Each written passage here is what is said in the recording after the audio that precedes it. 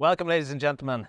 This is the Stephen Leeson Show, broadcasting live from the Scientology Community Centre here in Dublin. Over the past 3 months, I've had the pleasure of interviewing so many fantastic acts who have performed on the show. Joining me tonight is singer and TV presenter Sharon Clancy. Sharon was on last week's show as one of the Ivy sisters, and knowing Sharon's history, I thought she would be a good or a perfect co-host for tonight, and was delighted when she accepted the invite. Sharon, thank you for joining me. Oh, Stephen, thank you so much for having me. The Ivy Sisters, we had an absolute ball last week. It was just so much fun, and especially to get back up on a stage and just, perform again. So it was absolutely brilliant. And then when, sure, you made your way back into the dressing room later on that evening and said, would you co-host? Because obviously we know I've done a lot of TV presenting. So I was absolutely delighted to be back in this capacity. And especially with the theme of tonight. Yes, absolutely. Because we know we're going to have a fantastic night, 7 bands. So guys, get the drinks in and hold on to your socks, get the cups of tea rolling, because you are in for an absolute treat. Tonight's theme is The Beat of Your Heart, which is an absolute beautiful story of baby Mila. And we're celebrating baby Mila's life tonight because she was such an inspiration after a very difficult pregnancy and a journey into the world. Mila was with her mum and dad for 4 days, 4 amazing days. And she has been in the inspiration for tonight. And we are asking everybody at home to dig deep, because we are trying to raise money for 2 very, very important charities. And those charities are the Children's Health Foundation and the Neonatal Intensive Care Unit at the Royal Jubilee in Belfast. And they were integral in the care of baby Mila through her very short life. So the link is below, guys, and we just really, ladies and gentlemen, want you to get behind this, because every little will help and every penny will make a difference to those charities tonight. Because we're going to entertain you. You're sitting down, this is all relaxed and free, so anything you can throw to these charities, we would really appreciate it. And we're going to go on a bit of a journey tonight, Stephen, aren't we? Because it's going to be so entertaining. But we do have the gentleman and the lady in question here tonight, Colleen and Thomas Goulding, and they are going to take us on an epic journey through music and their story as well. Isn't that right? Absolutely, looking forward to it. Folks, the man you're about to meet next, I had the pleasure of meeting him online about 7 weeks ago, I think it was. We got chatting when I complimented his songwriting. He's an absolute gentleman, and I was delighted when he asked to have the fundraiser on this show. Ladies and gentlemen, will you please welcome Thomas Goulding and his lovely wife, Colleen. Thank you, Stephen. Thank you, Sharon. It's a lovely introduction. And it's great to be here to talk about Mila and be part of this fundraiser, with all these great musicians, and Colleen's here and you guys, and it's just been fantastic. It's been such a treat, actually, because we've been here for the day. A lot of people know so much work goes into a day like today, and we've got to talk to all the acts, but mostly to have yourselves here has been just such a treat and such a journey. And like baby Mila, she was with us for a very, very short time, and she was the inspiration to all the songs that you've written, how you started out. But tell us a little bit about baby Mila and the journey of her. Well, I suppose going back to the 12-week scan, we found out Mila wasn't well. The doctor had a blank expression on her face during the scan, and we knew something wasn't right. And she sat us down and explained that she'd found a cystic hygroma on the back of Mila's neck. It's a fluid-filled sac, and it's caused by a blockage in the lymphatic system. So we were referred on to an obstetrician in Belfast for the remainder of the pregnancy. Dr. Owen, really good doctor. As the pregnancy progressed, it was discovered then through routine scans that she developed hydrops, which is where fluid builds up under baby's skin and in their organs, and it can cause all sorts of problems. We had another scan at 33 weeks, and we were informed that the hydrops had advanced to a stage where if they didn't perform a C-section, Mila was going to pass away. So Colleen was kept in, and with a team of 18 healthcare professionals in the room, she was delivered by C-section. It took them about 25 minutes to get Mila to a stage where they were comfortable moving her to the ICU, the NICU, Neonatal Intensive Care Unit, to the from the operating room. Sorry, it was a long 25 minutes. I can imagine. On our way past then, we got to see her for the first time, held her hand for about 20 or 30 seconds, and then she was gone up to the ward. Colleen had just had a C-section, so we were moved up to her room, and it was playing the waiting game then to wait for news. Like, it's the worst parent's nightmare, really, isn't it? You go for that 12-week scan and you think everything's going to be normal. Nobody goes in with a second thought thinking, right, okay, this is going to be anything different, because we know that you've got lovely little Tommy and Grace at home. Or I should say Grace and Tommy, really, because she's older. But so that's lovely. So yet again, coming into out of that 12-week scan and knowing then little Mila's, her health just deteriorated. How did you hold on to the fact, like you're trying to explain to your little kids as well, what was happening? Like you said, it was a total shock for us. We weren't expecting that. We were expecting to come out of the 12-week scan and to share this happy news. I think very early on, in the early days, me and Thomas both agreed that whatever we were going to do, we were going to be truthful and honest with Grace and Tommy.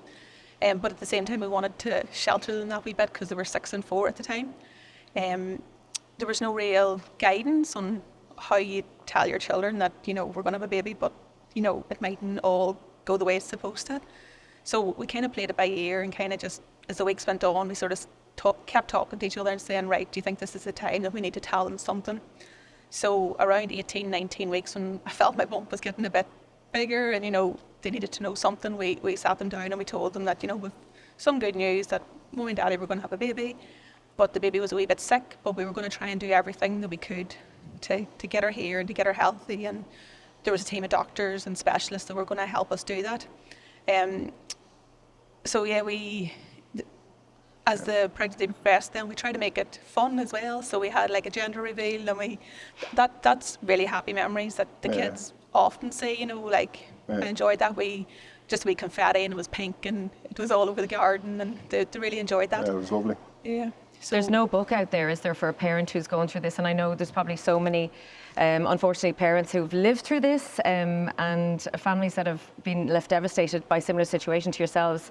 So it is lovely to be able to tell people how, because how do you explain that to the other little siblings, or how do you even cope with it yourselves? And you two yourselves have met each other in Australia and come the long journey. So it was imperative, really, that come to this time where you could actually see Mila and get the chance to hold her, to help each other through it. You have to stay strong for each other, I'd say. Of course. For the kids. And for Grace and Tommy. I was just going to say, I can imagine it was a difficult situation that you definitely haven't been in before. It was. But I felt being open and honest with them, we felt from the start was the only way to go. And you try and shelter them from it as much as you can, but at the end of the day, there's you got to prepare them for the worst case scenario as well. You can't just promise them everything's going to be all right when you don't know yourself it will be. Now, all through the pregnancy, we never once contemplated that it wouldn't be all right and she wouldn't make it. We were always positive and kept faith that she was going to be okay.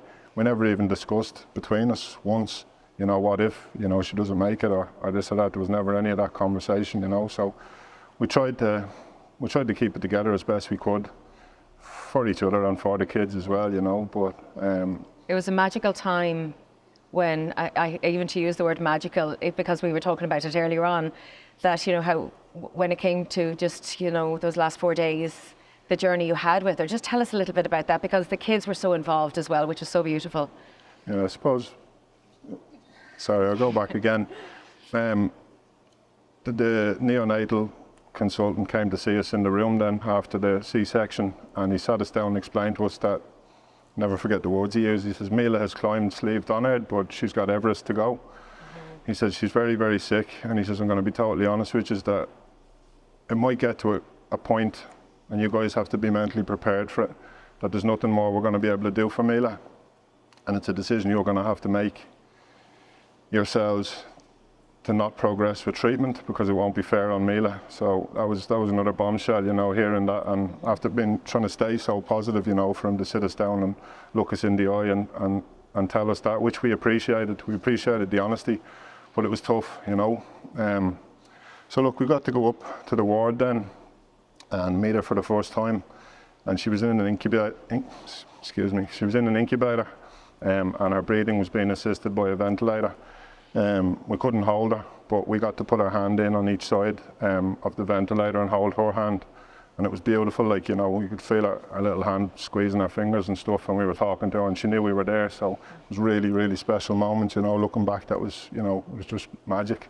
It was like, it was just all the machines and the beeping disappeared, and it was just myself, Colleen and Mila there just for that few minutes. It was lovely, you know. And you got to do the little canvas feet, and, you know, that your kids got to read her stories. And tell us a little bit more about that, because it's such a lovely, lovely story. Yeah, I suppose all along we had kind of thought about things we could do with the children. We didn't quite know how it was going to play out, but I suppose the staff at the hospital had all these resources available to us. So they had canvases and like ink, and then Tommy and Grace were able to make a canvas with Mila, so it has her like handprint and footprint, and then their handprint with it. There was wee teddies, so Mila got a teddy and they got the matching teddy. So there was, and then stories, they got to read Mila stories. Singing to her, reading stories. Yeah, And magic really was, you know. And like they come up that night that she was born, along with the grandparents and that, and got to meet. How much time did you get to spend with her at any one time over a few days? I can't remember exactly what time the ward closed at, but they made you go and try and get some sleep at a certain time. I don't know whether it was 10 o'clock or 11 o'clock or midnight, but... So you were allowed to be beside her for a few... We were allowed no restrictions on how long we could spend with her, you know. They were absolutely fantastic up there in the Neonatal ward in Belfast. Really, really good, you know. Couldn't speak highly enough of them. They really go above and beyond. But... like Colleen said, it was brilliant. The kids came in and they were just magic memories. So we had my mum and Colleen's parents and aunties, uncles, cousins came, and it was amazing, you know. And I suppose, like, on the third day, then they sat us down and they explained to us that our kidneys hadn't formed properly, and it was that dreaded, you know, conversation that we were worried would come. And he said, "Look, I'm sorry, there's nothing else we can do for her." And we had to make the hardest decision of our lives then, to agree that it wouldn't be fair on them to keep trying, and we had to agree to let her go. So we had her christened in the hospital, and everyone came in and kind of said their goodbyes and stuff, and we were taken into a private room the next day, and that's when we got to hold her for the first time, and that was special as well. Really, really beautiful.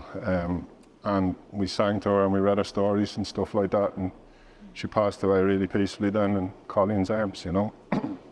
So it's as devastating and as heartbreaking your story is. So much inspiration came from this, because we're saying, like, you're such a beautiful couple and you're such a strong couple.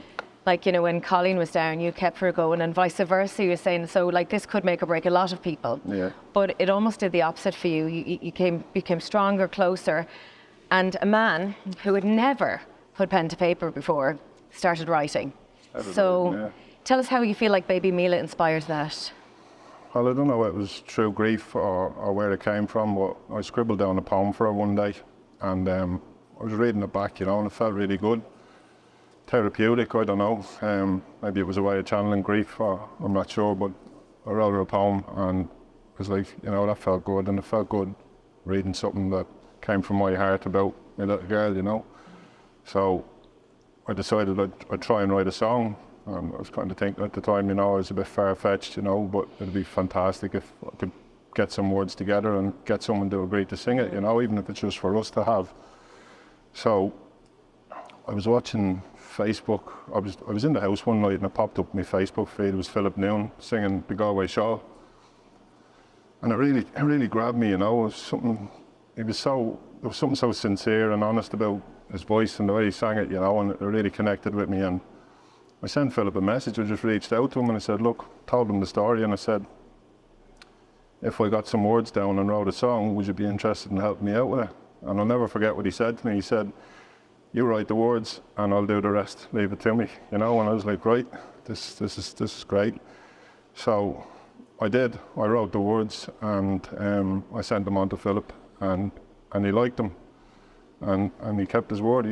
Thomas, will we have a little listen to Philip singing the songs that you wrote? That'd be lovely. One of them as well. So, Philip Noon is a singer and songwriter who spent the last 15 years touring and performing throughout the world.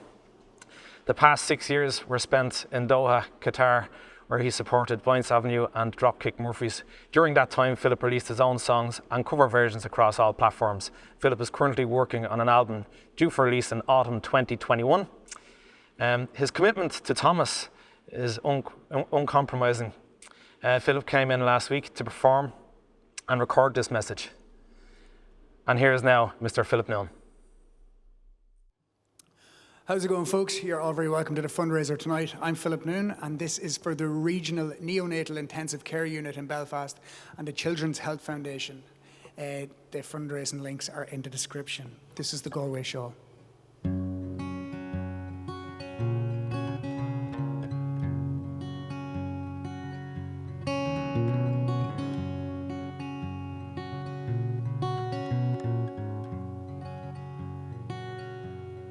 In Oranmore,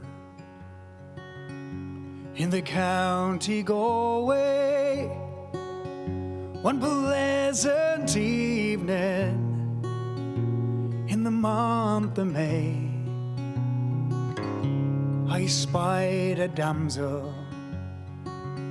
She was young and handsome, and her beauty fairly took my breath away. She wore no jewels, no costly diamonds, no paint nor powder, no, none at all. She wore a bonnet with a ribbon on it, and around her shoulder was the Galway shawl. She kept on walking, we kept on talking, till her father's cottage came into view. She said, "Come in, sir, and meet my father, and for to please him, play the foggy Jew." Well, I play the blackbird and the stack of barley, Rodney's glory and the foggy Jew. She sang each note like an Irish linnet, and her tears they flow from her eyes of blue. She wore no jewels or costly diamonds, no paint nor powder, no, none at all. She wore a bonnet with a ribbon on it, and around her shoulder was the Galway shawl. It was very early, all in the morning, when I hit the road for Donegal. She said, "Goodbye, sir," as she cried, but her heart remains with the Galway shawl. And she wore no jewels, no costly diamonds, no paint nor powder, no, none at all. She wore a bonnet with a ribbon on it, and around her shoulder she wore the Galway shawl.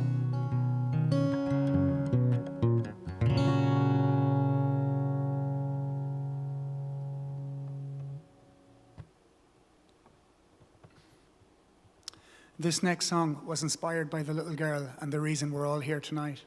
This was written by Thomas Goulding, and it's Mila's song.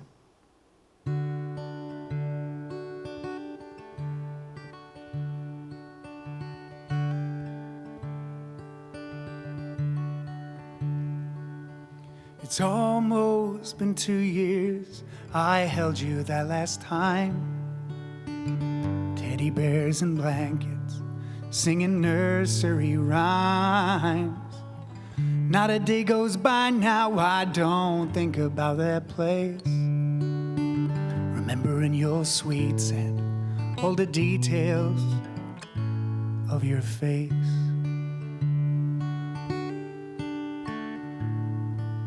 My calls, they went unanswered. Every night I came to pray. Ask God to keep you for another day. For you he had a greater plan I'll never understand.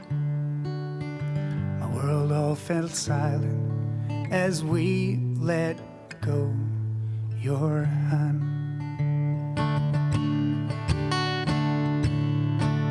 Oh, the beat of your heart and your sweet scent, it lingers. Whisper I love you as you squeeze my finger. In my dreams I watch you play out in the sun.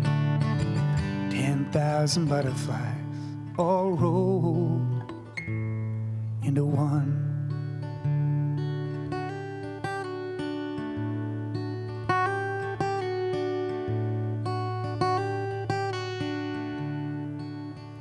It's hard for me to find the words for all this pain inside. Think of absent birthdays, you'll never be a bride. To watch you as you walk to school, all dressed with love and care. Golden smile upon your face and a bow up in your hair.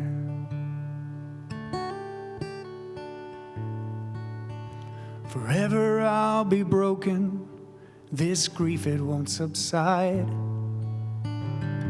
Take comfort knowing with all my heart I tried.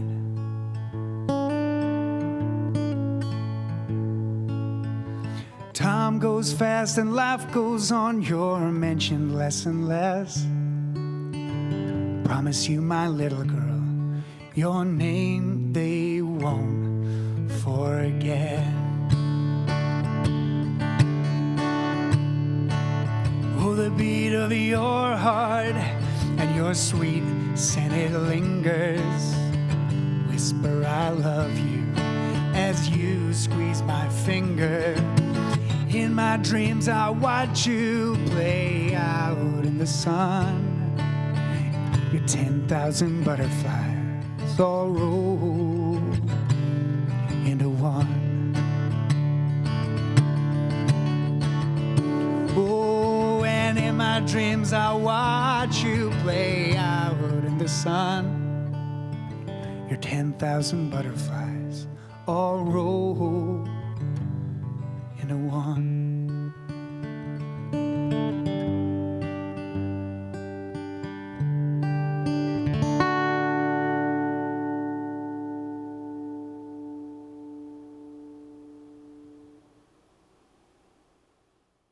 Absolutely incredible. And wow, Thomas, Colleen sitting there listening to that song. I don't think there'll be a dry eye at home watching that. It's absolutely beautiful and telling the story as well. How do you feel just even listening to that there tonight? Sorry. Well, first of all, just so proud of Thomas. He's kept his word, hasn't he? Nobody's forgotten her name, and like here we are 2 years later talking about Mila. So proud. And Mila's birthday would be this Sunday, so Yep. she would be 2 on the 27th of this month. So it's like a little happy birthday. What a great present. What a great present you could give to your little girl, like a legacy. Just. And Philip's not here tonight, but I'd just like to thank him for that.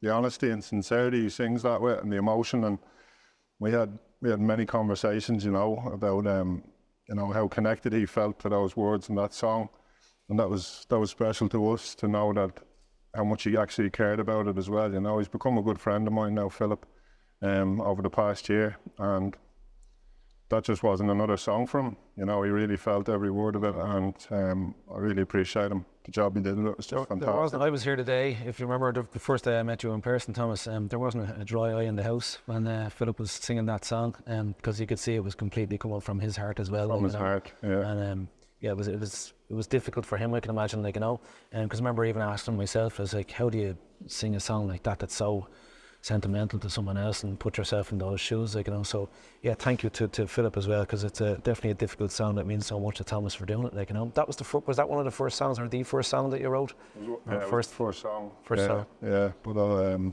always be grateful for him, for what he did with it, and for every way he's helped me since, you know. It's been brilliant. And he's been quite a mentor since, and the thread of all the songs that we're going to hear tonight is that concept of all about a story. You know, we've celebrated Mila's song, and kind of talk about the next couple of songs and the bands we're going to meet. The next song we will be talking about is Market Queens. Market Queens, so we're going back to a fantastic story as well with this one. Tell us a little bit about this. Well, I've a really vivid memory of being a young fella in Dublin, and my ma bringing us out from the ILAC Centre onto Moore Street, and just the bustle and the noise of the place, and it was really alive. Fresh fruit and veg, the fish dealers, the clothes stalls, and I wanted to capture that in a song and make it a tribute to all the traders, because they were the magic of Moore Street, you know, all over the years. It was a different Moore Street back then, but I felt they deserved a song dedicated to them all. So I got the lyrics down for it, and I sent it to a good pal of mine, Kevin Meehan. He's from the High Still Prophets, another good Kevin band. And Kevin loved it, and he made some lovely little additions and changes to it for me. He's a fabulous writer as well, Kevin. And I approached Paul Stone with it then. Used to work with Paul Noon, sorry.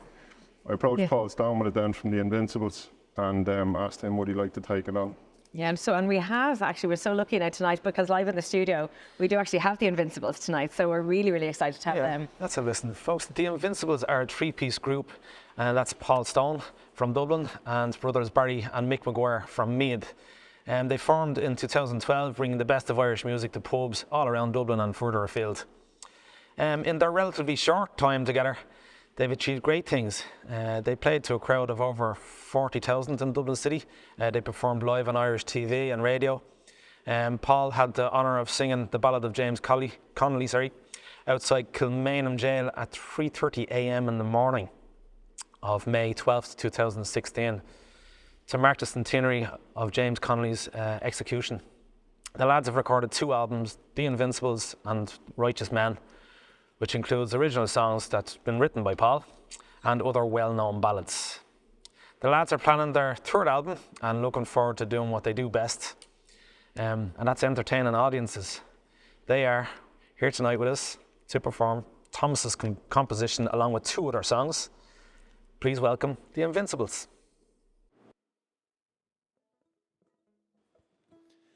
Good evening, folks. I want to start off with a great Dublin ballad called The Hot Asphalt.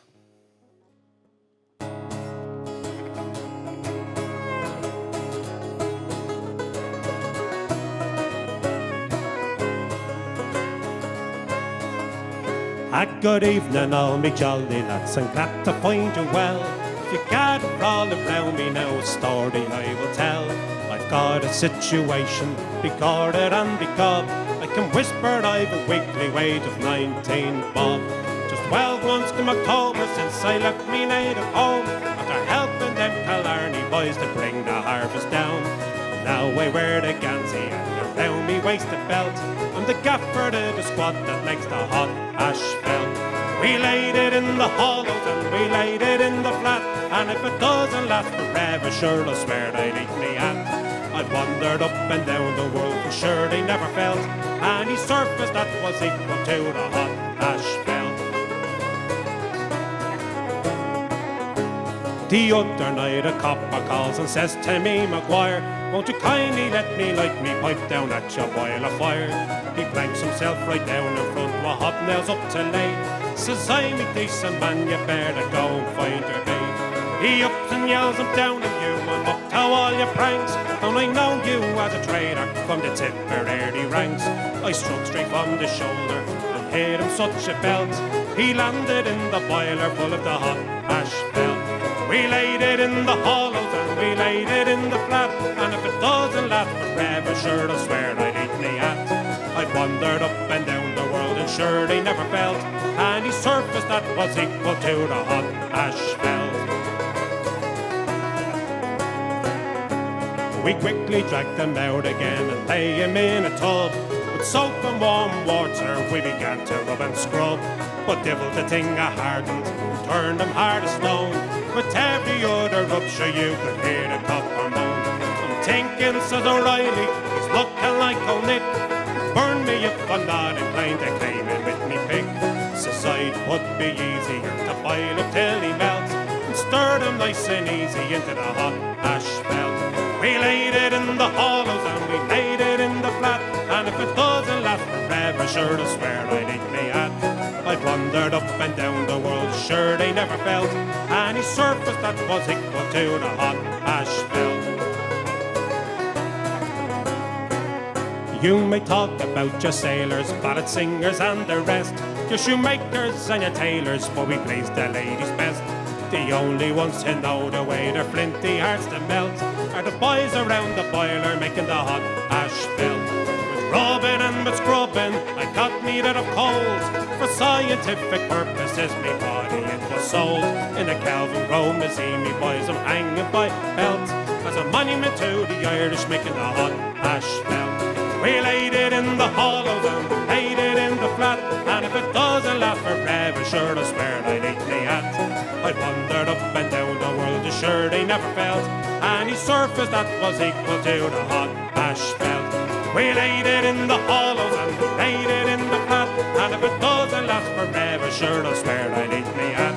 I wandered up and down the world, sure they never felt any surface that was equal to the hot asphalt.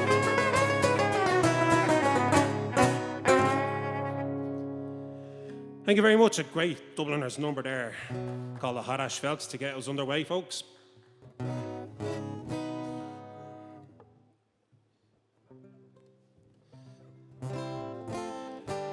Right, this next song is a great song called Mark of Queens, written by a very, very talented person, a person who I can now proudly call a friend of mine, the great Thomas Goulding. This is a song that remembers and commemorates all the traders from down Moore Street throughout the years. So this is a song to do them all justice. The heart and soul of Dublin. Great song called Mark of Queens.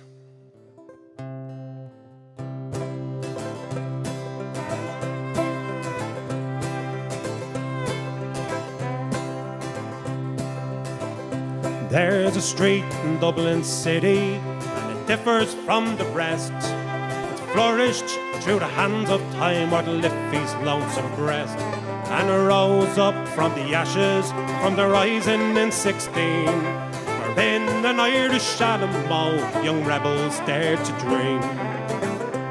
Seen days of tears and glory, steeped in history, through times of war and struggle, had joyful victories. One thing so familiar, steadfast through it all, are the market queens of Moore Street who grace the trading stalls. The women down in Moore Street like diamonds in a crown, the heartbeat of our people, the pride of Dublin town. Born on the 23rd of March in 1891. My name is Rosie Johnson, age 12 it all begun. With rows of purple violets, they're the people I would call. For 70 years I held my pitch wrapped in a woolen shawl. The women down on Moore Street like diamonds in a crown, the heartbeat of the people, the pride of Dublin town. As dawn breaks on the cobbles, make garments all is set. In the footsteps of her mother, their likes will ne'er forget. And the marketplace fell silent the day our cortege passed. for our laugh won't be forgotten, and our hearts our memories can. The women down on Moore Street like diamonds in a crown, the heartbeat of our people, the pride of Dublin town. And the likes of May and Rosie, no more will they be seen, as I look round the empty stalls at their forsaken dreams. And now it looks so different as we embrace it all, but the memories of our market queens, the ghost of Moore Street stalls. The women down in Moore Street like diamonds in a crown, the heartbeat of our people, the pride of Dublin town. Well, the traders down on Moore Street are diamonds in a crown, they're the heartbeat of the people and the pride of Dublin town.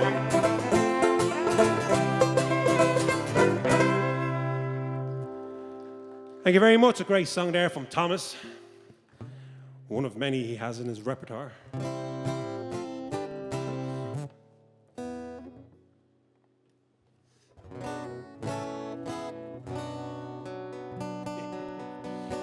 I have to say, folks, it's absolutely amazing to be up on a stage singing songs with people in front of you.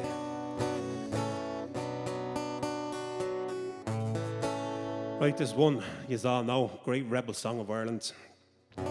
Great song called The Foggy Dew.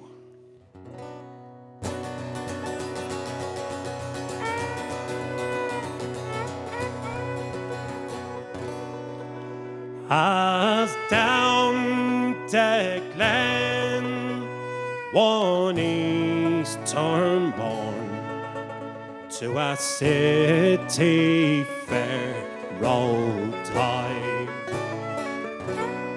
where armed lines of marching men in squadrons they passed me by.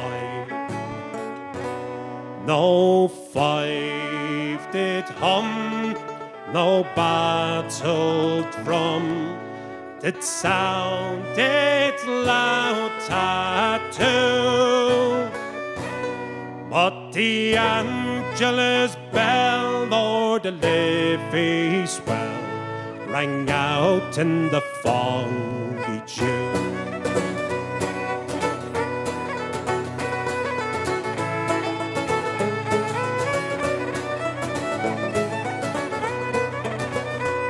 Right proudly and high over Dublin town, they hung out the flag of war.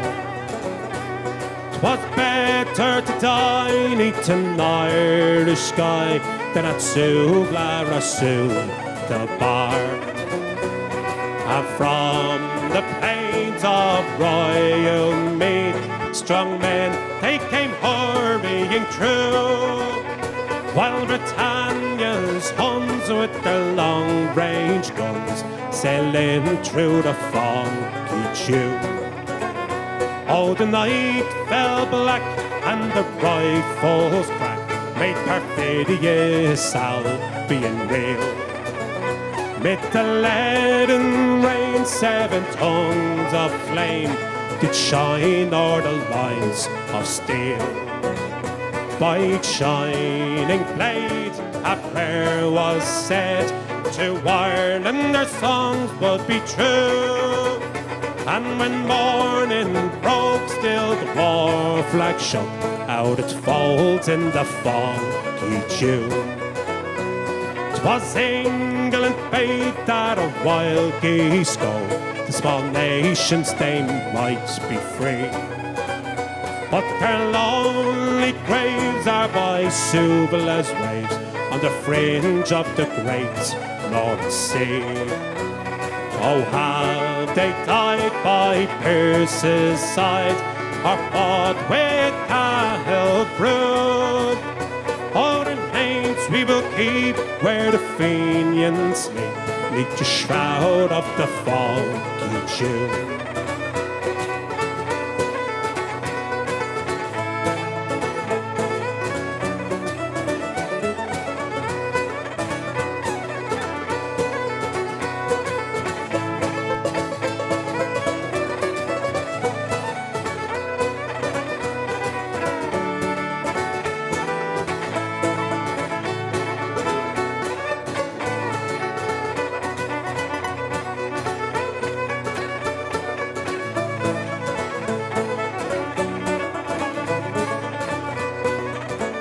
But the bravest fell, and the requiem bell rang mournfully and clear. For those who died on that Easter tide in the springtime of the year, while the world did gaze in deep amaze at those fearless men but true, oh, who bore the fight that freedom's light might shine through the foggy dew. As down the glen one Easter morn to a city fair rode I, where armed lines of marching men in squadrons they passed me by. No fife did hum, no battle drum did sound its loud tattoo, but the Angelus bell o'er the Liffey swell rang out in the foggy dew. But the Angelus bell o'er the Liffey swell rang out in the foggy dew. Thank you very much, folks. Absolutely fantastic, the Invincibles, guys. Absolutely amazing. All we need now is a pint in our hands, guys. It's just the gig has really kicked off. It's brilliant. You'd miss a point. I tell you what, we want to say a big thanks to Colleen as well. She will be back in the hot seat with us a little bit later on, but she's gone to sit down and relax for a little bit. So, Colleen, thanks so much for being with us. And as Paul makes his way over to the stage, guys, just want to remind you at home, you can donate. It is the beat of your heart. Fundraiser tonight. We're just asking everyone to dig deep. Sure. But look, I may look a little bit unprofessional tonight with my phone in my hand. Our target tonight is to get to £5,000 or €5,000. Already, we are at the 2,000 mark. Okay, we're nearly there. This is absolutely incredible. We're almost halfway there. So remember, this is for two really, really important charities, the Children's Health Foundation and also the Neonatal Intensive Care Unit in the Royal Jubilee in Belfast. The link is below. It's also on the screen. All you got to do is click the link, follow through. And I just want to give a couple of shout outs as well to people who are, and big thank yous as well. We've got John and Susie. I won't give full names. Nicola, thank you so much. It's so wonderful. We've got Raymond in there, Anne-Marie, Mark, and we also have Nana and Papa. So the grandparents of little Mila are popping on there as well, guys. Look at the brilliant, the donations are flooding in and we so appreciate it. So keep that up, guys. Let's try and reach this 5,000 before the night is over. And there's this man himself. He's made it to the hot seat. Welcome, Paul. Absolutely brilliant. Great to be here. Well done, that was fantastic. Very warm. I know how Christy Moore feels now. But it's great to be back up on stage, playing music, doing what we love doing, and playing it for some wonderful people here. It's amazing, and it's long overdue. Mm-hmm. Definitely is. I know it's been a tough time for so many people over the last, kind of year and a half. But look, we're getting back there hopefully very, very soon. But you guys, because so many brilliant things did happen over COVID, and when we're all in our lockdowns, the connections were made.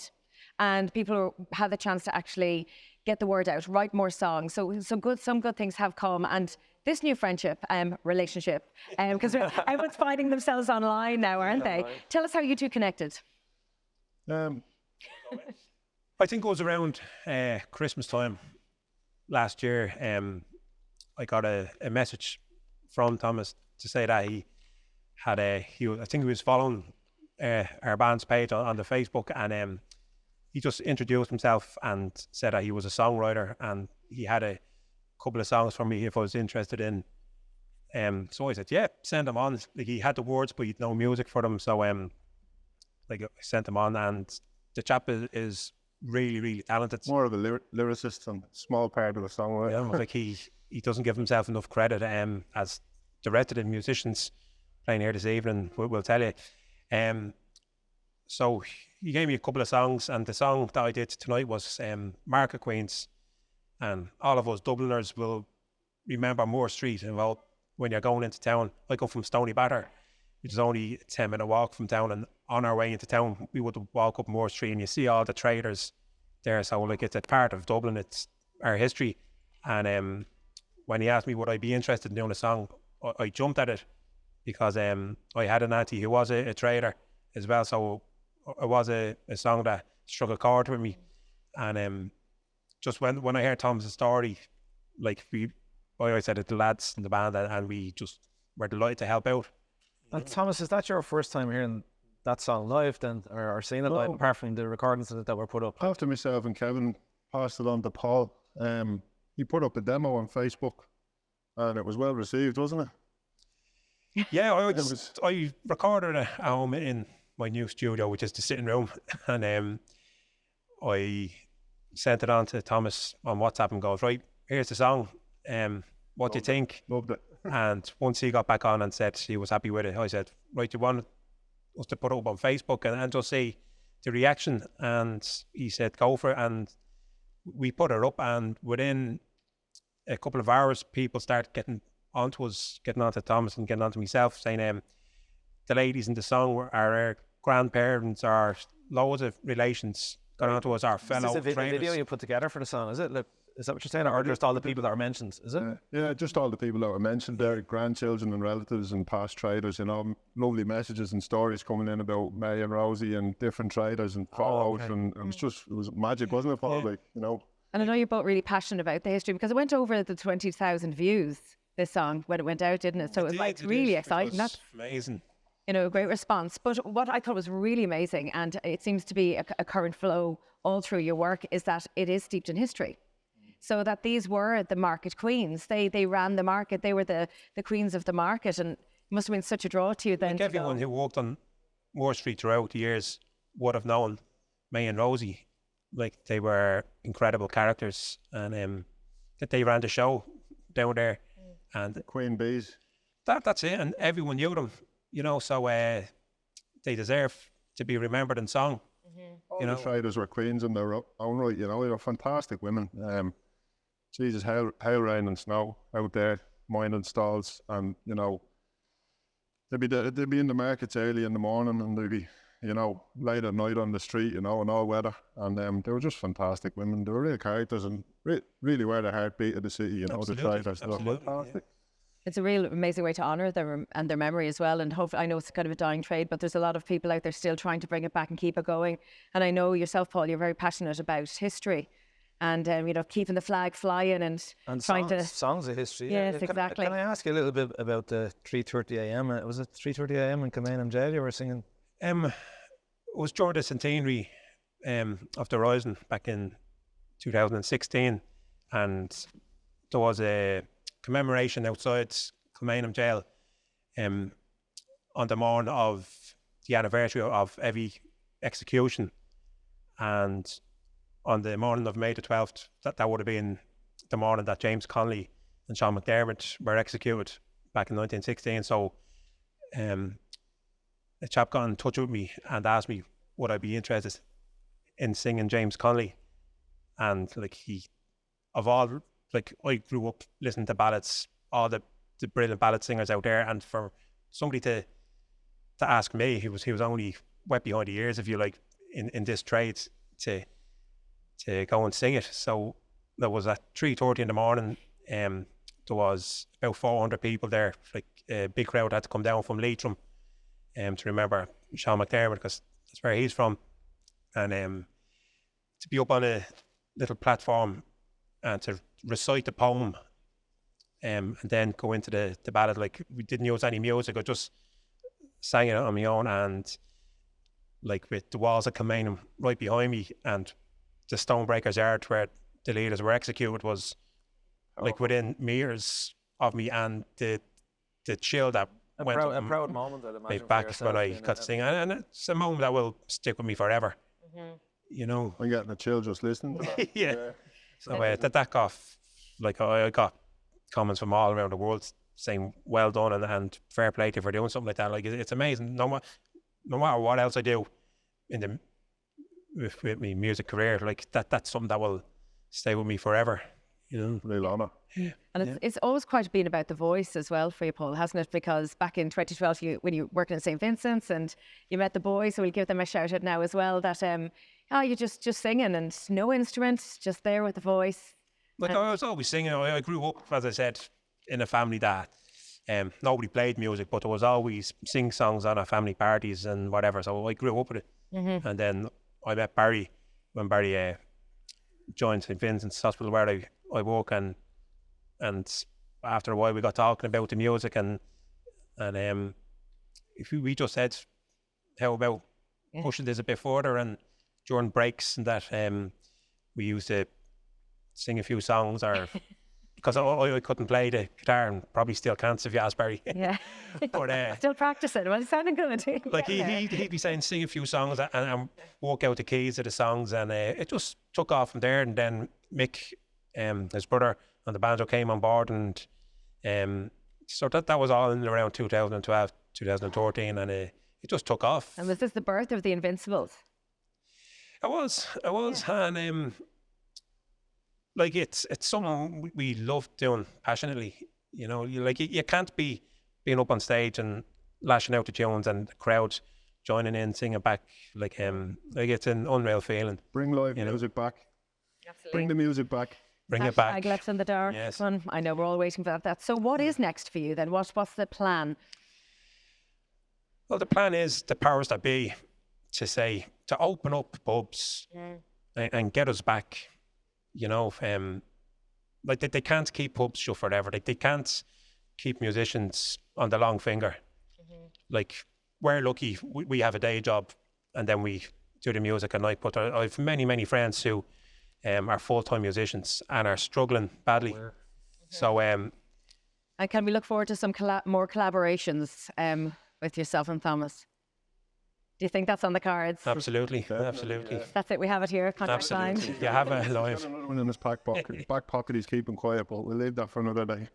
Lads, that's absolutely brilliant, Paul. I've actually shared the stage with yourself and Barry and the McGuire brothers, as I call them, like, you know, Barry and Mick. But thanks very much for coming along, especially for Thomas. Absolute pleasure to help out. You know, I'd just like to personally thank the three, as Barry, Mick and yourself as well. It means the world that you're here today, so thanks very much. no problem, buddy. Thanks, Paul. Brilliant. And folks, our next act, we've got Catalpa, a three-piece band consisting of guitar, accordion and five-string banjo.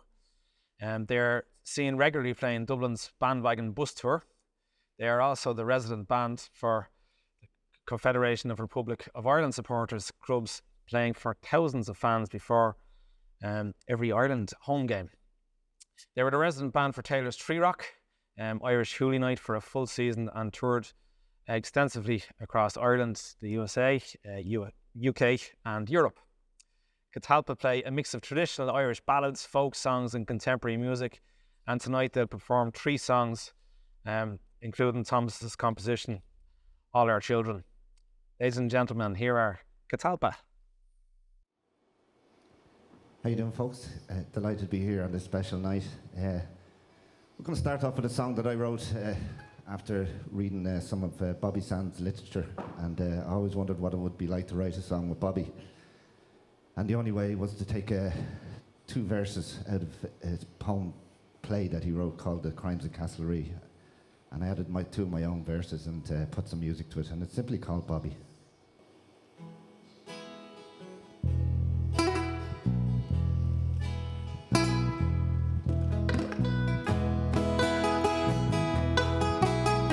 Scratch my name upon the whitened wall, awful shaky, nervous scrawl. Bobby Sands was here, I wrote, want to leave this world a note.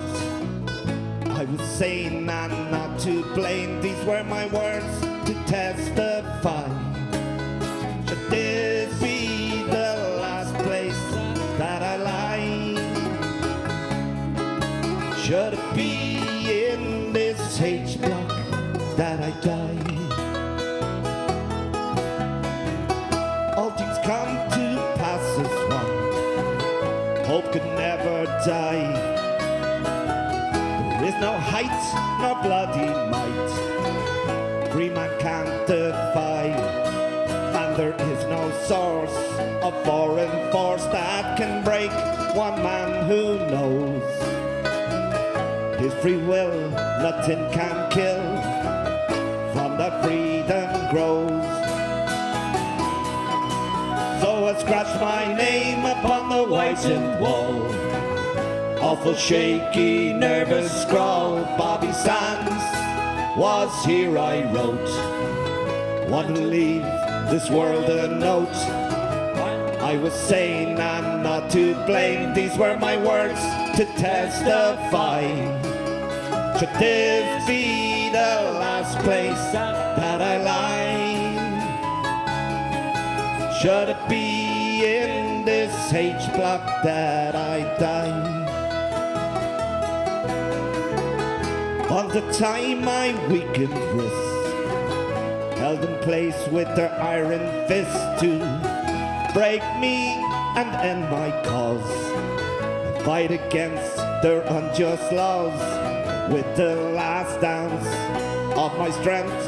This message to my jailers sent. I will fight those still intent to keep my land enslaved. So I scratched my name upon the whitened wall.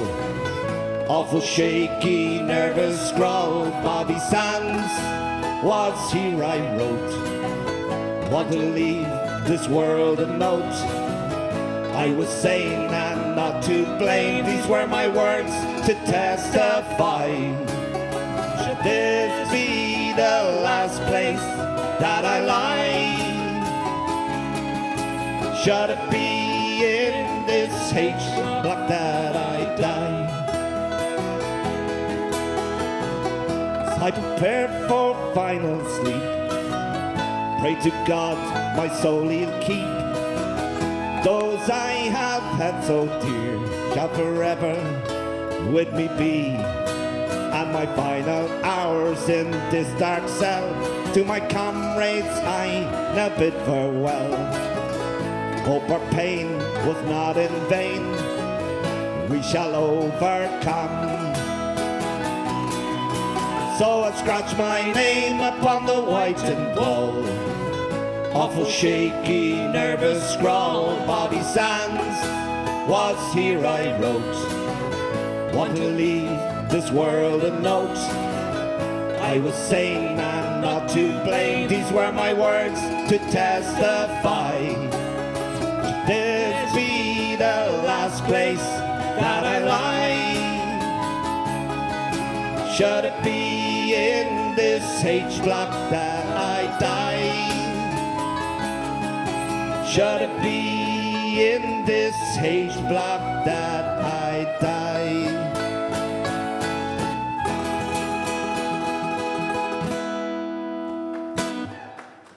And note to self, always switch the guitar on before you start the gig.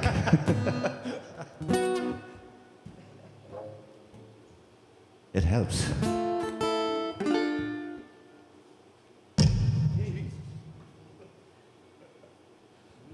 Sniper.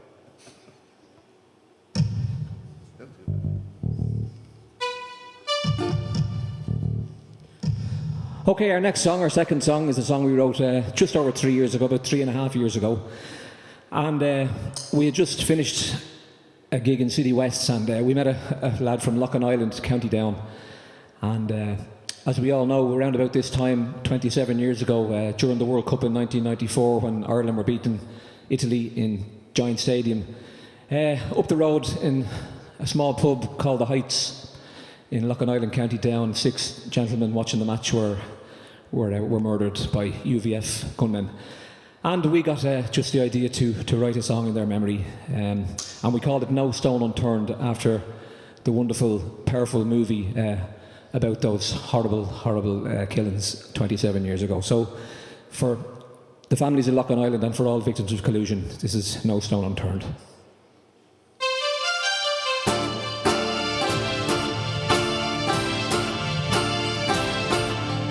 In the year of 94, on the 18th of June, Irish football fans had gathered in the late afternoon. The Heights Bar was the venue, Loughin Island, County Down. But evil was lurking and briefed by the crown. There was drama in New Jersey as Ray Houghton scored. The bar became noisy as the fans cheered and roared. When 2 strangers entered in white boiler suits, 6 men were slaughtered as they began to shoot. British forces colluded to keep on the fight, to fan the flames of hate between the orange, green and white. When all sides for justice, for truth they still yearn, where is your promise to leave no stone unturned, no stone unturned, no stone unturned? The families fought for justice from an ombudsman's pen. The suspects were known to be UVF men. Ombudsman declared no collusion exists, but a High Court ruled the report be dismissed. The Maguire report followed, said collusion was rife. They lied to cover those who took innocent lives. When a gunman admitted that he had done the deed, he was arrested and questioned and shamefully freed, shamefully freed. British forces colluded to keep on the fight, to fan the flames of hate between the orange, green and white. When all sides for justice, for truth they still yearn, where is your promise to leave no stone unturned, no stone unturned, no stone unturned? Danny McCrainer, Barney Green and Adrian Rogan, Eamon Burnall murdered by a system that was broken. Malcolm Jenkinson along with Patsy O'Hare will finally find rest when the truth is laid bare. We remember these men who were lost in the heights. God bless their families who still fight for their rights. This collusion began under Margaret Thatcher's reign. The people of Ulster were the ones who bore the pain, who bore the pain. British forces colluded to keep on the fight, to fan the flames of hate between the orange, green and white. When all sides for justice, for truth they still yearn, where is your promise to leave no stone unturned, no stone unturned, no stone unturned? The Eagle Bar and Clancy's in the county of Armagh. Dublin Monaghan bombings that left an open scar. Miami show band Annie's Bar and McGurk's Glenanne gang were samples of collusion's work. They said that Pat Finucane was in the IRA, so they sent in the assassins to take his life away. The Hyde Spark killers to everyone are known. Lethal allies existed and their actions were condoned, they were condoned. British forces colluded to keep on the fight, to fan the flames of hate between the orange, green and white. When all sides for justice, for truth they still yearn, where is your promise to leave no stone unturned, no stone unturned, no stone unturned, no stone unturned, no stone unturned, no stone unturned, no stone unturned.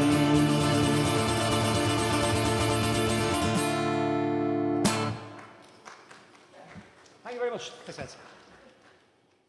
Thank you, folks. Absolutely fantastic. Catalpa, guys, absolutely brilliant. Well done, Kieran, Steve and Phelan. We might have another look at that song in a little while. We're going to double check that, but absolutely amazing.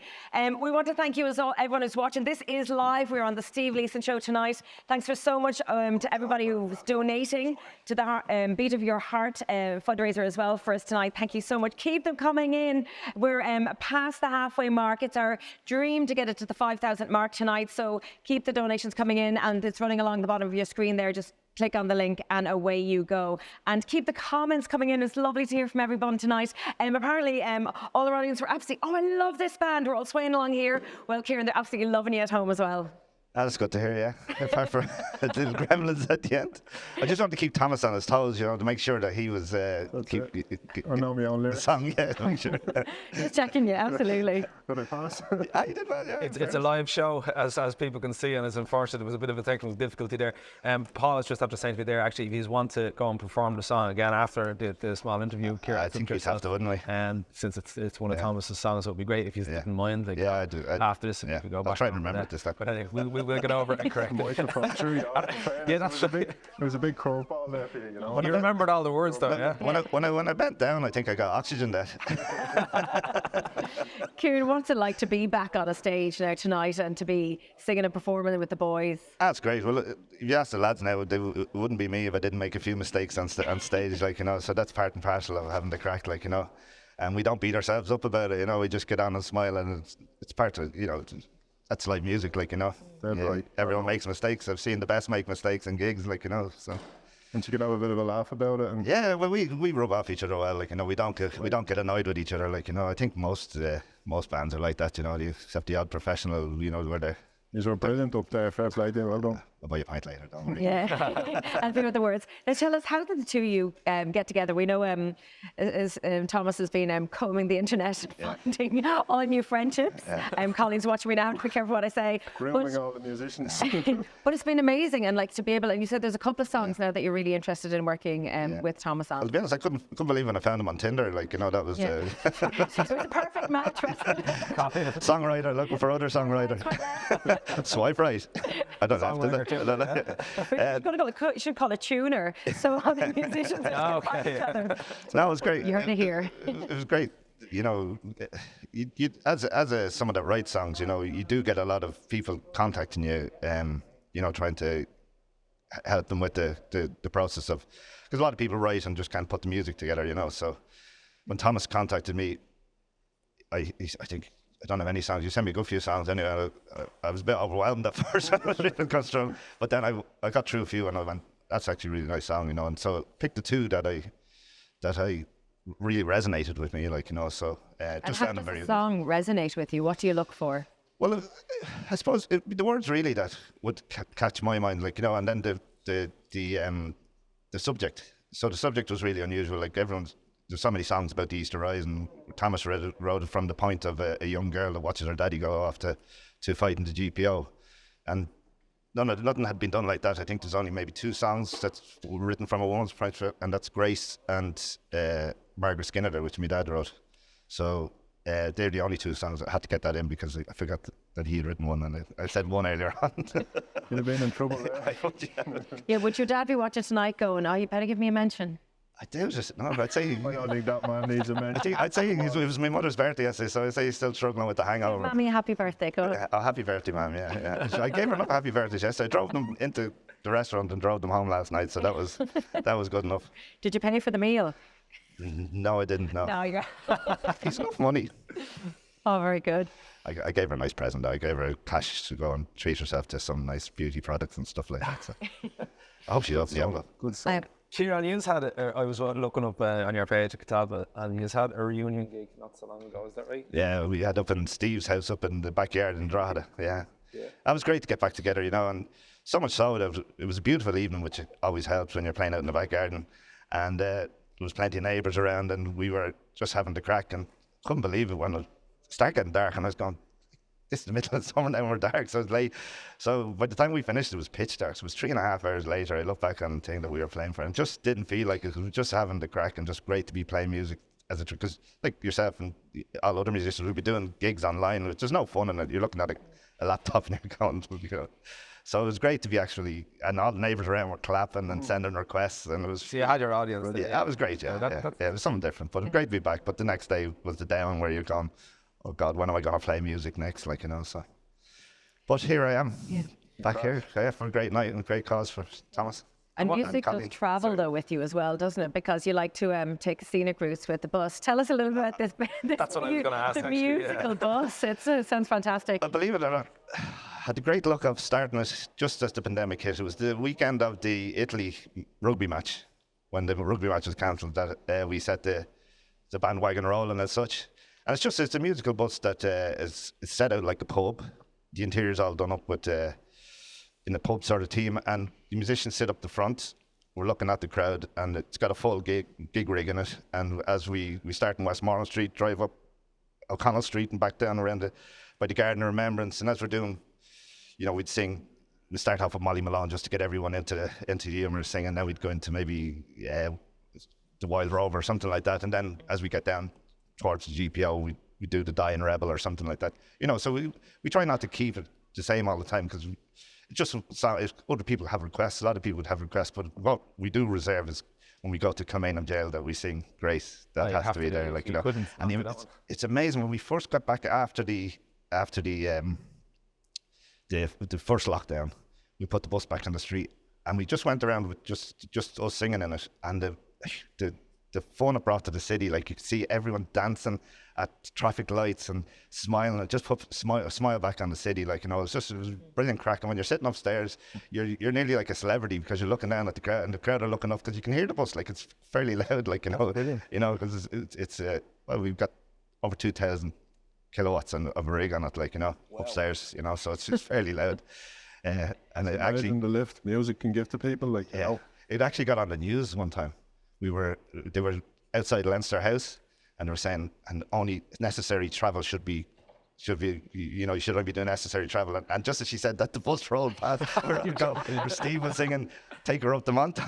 It just goes to show how necessary the arts are. It's necessary travel. This is one of the big things. We're trying to get live music back, and for sure, yeah. Nothing like even the feeling being here tonight, and actually, just being immersed in the talent as well here tonight. It's just brilliant. Yeah. It's great.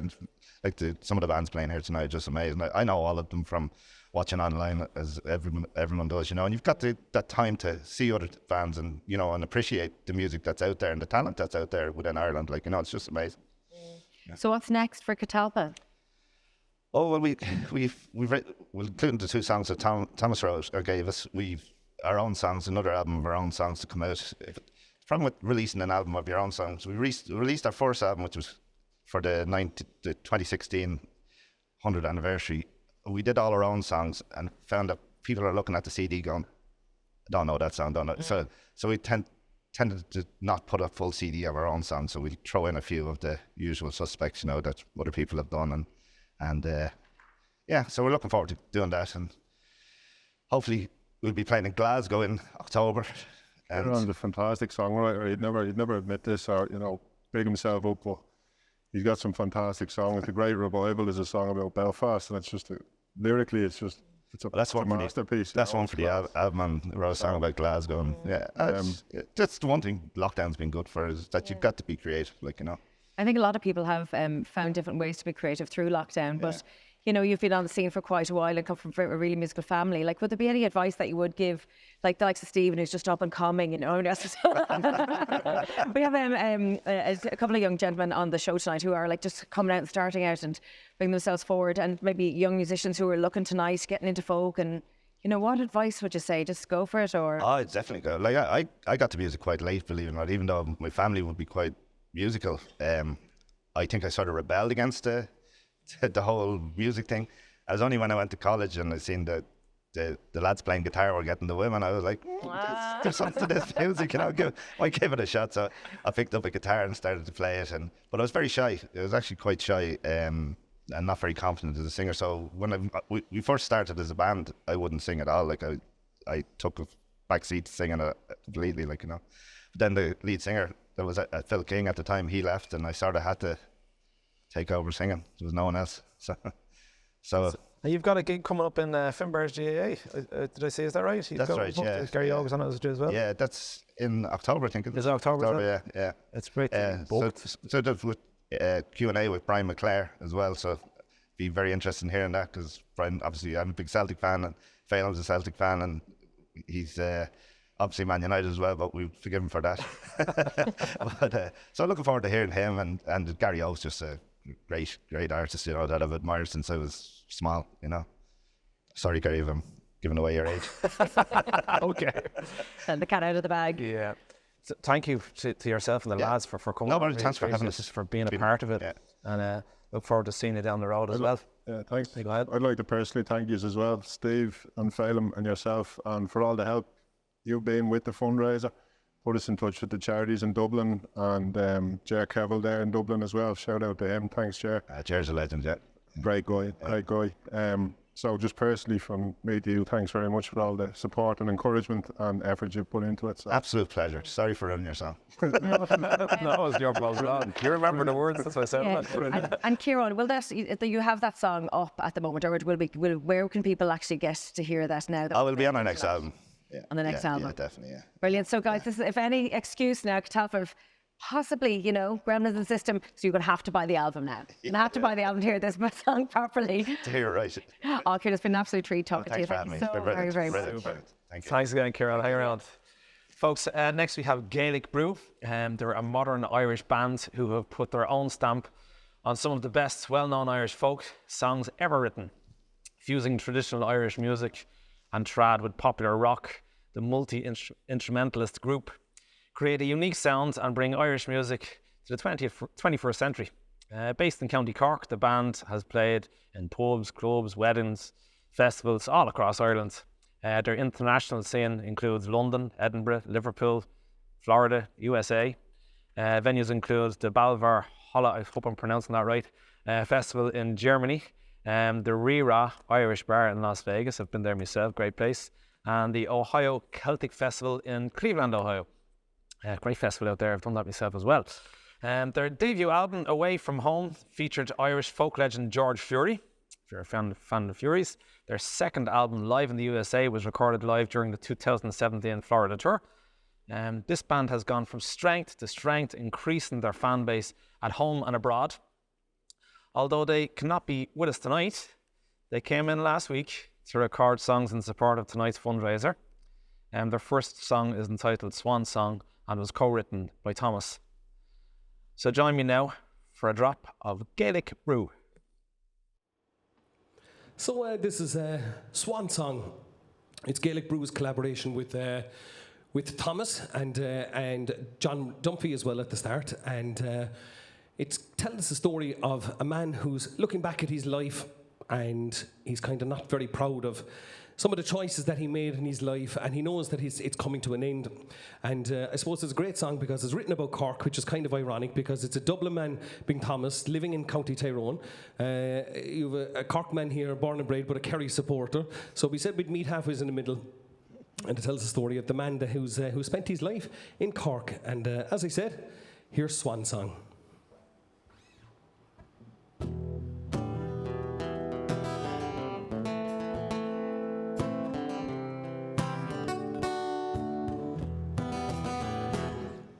He pours another whiskey now from a hazy roll of my sink.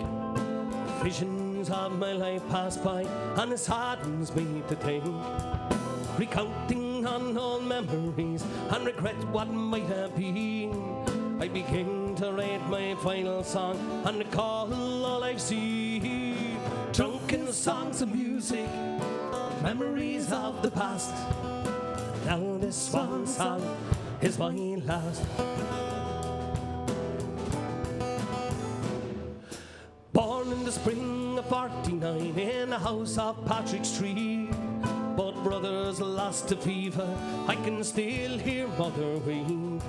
And the city was her playground, all dressed in tattered clothes, undaunted by the hero, down where the Leeson flows. Drunken songs of music, memories of the past, and now this one song is my last.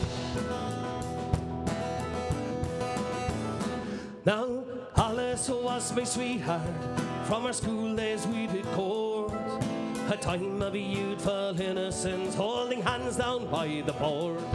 But my life it took a fateful turn when she walked out the door, for I choose the bottle over love, like me father years before. Drunken songs and music, memories of the past, and now this one song is my last. Now I've watched the city prosper, seen her grow down all the years, but lament the time I've wasted, empty bottles filled with tears. I frequent the bars from dusk till dawn, held the better hand I ply, with the neon lights, my holy friends, shining stars in the night. Drunken songs and music, memories of the past. Now this one song is my last.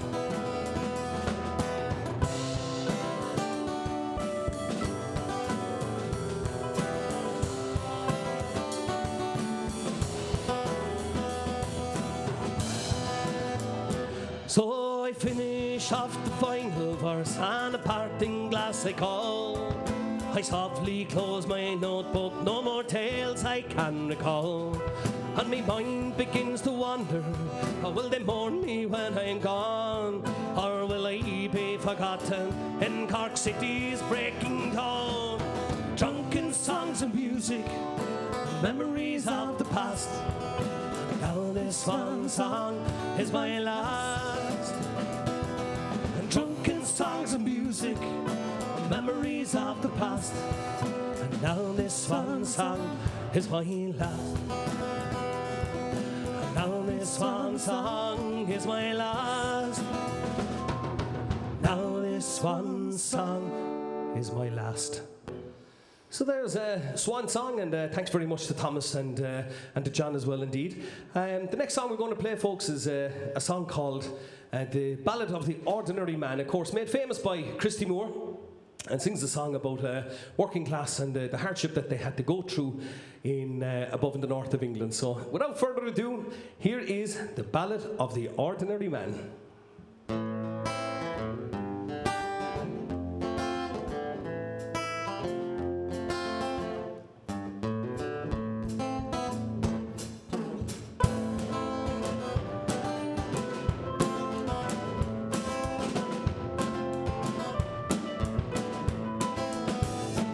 I'm an ordinary man, nothing special, nothing grand.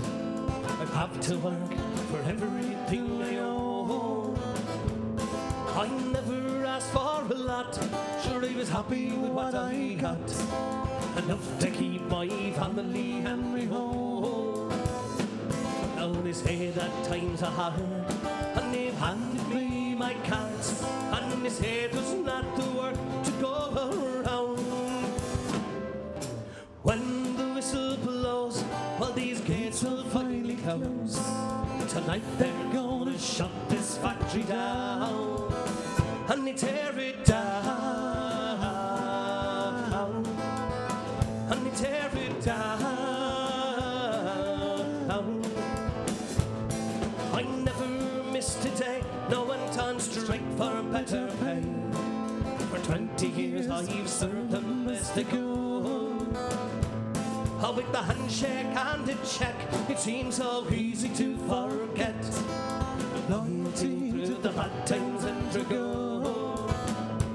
Now the owner says he's sad to see the things that got so bad, but the captains of industry won't let him loose.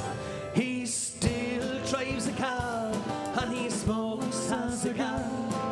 Still he takes his family on a cruise.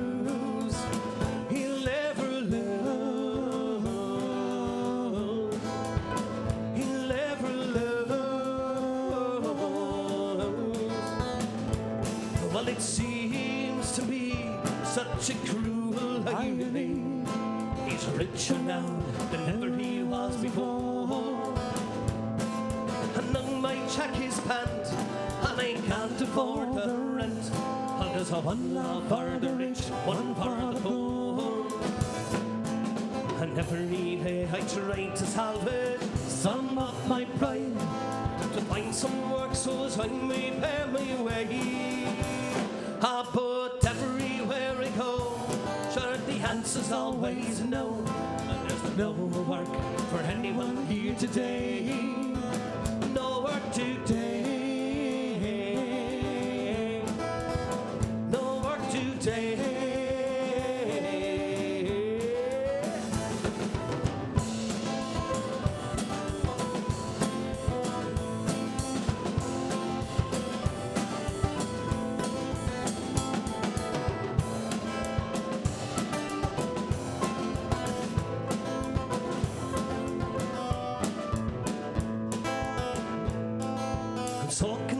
I stand just an ordinary man, and like thousands beside me on the queue, I watch me darling wife try to make the best of life. Lord knows what the kids are gonna do.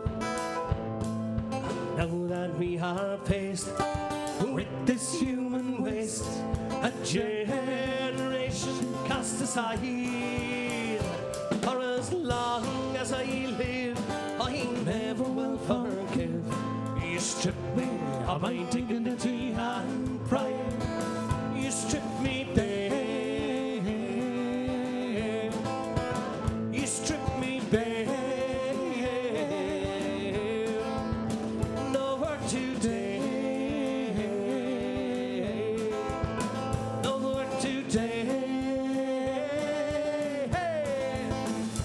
1, 2, 3, hey.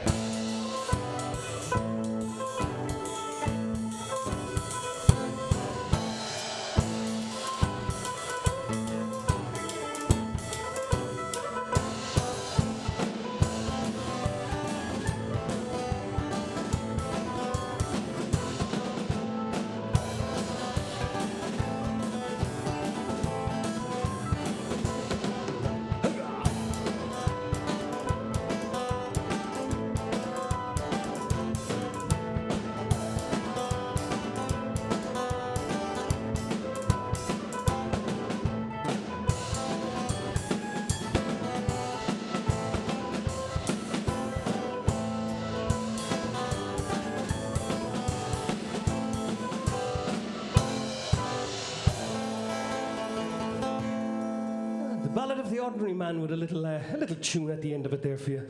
And folks, we're going to try one more song for you. And Frankie's going to put down his little frying pan here, and he's going to pick up an even smaller frying pan to play it. It's a fantastic song. At the end of it, there's a little Kerry polka. So hope you enjoy this one, folks. It's a song called Step It Out, Mary.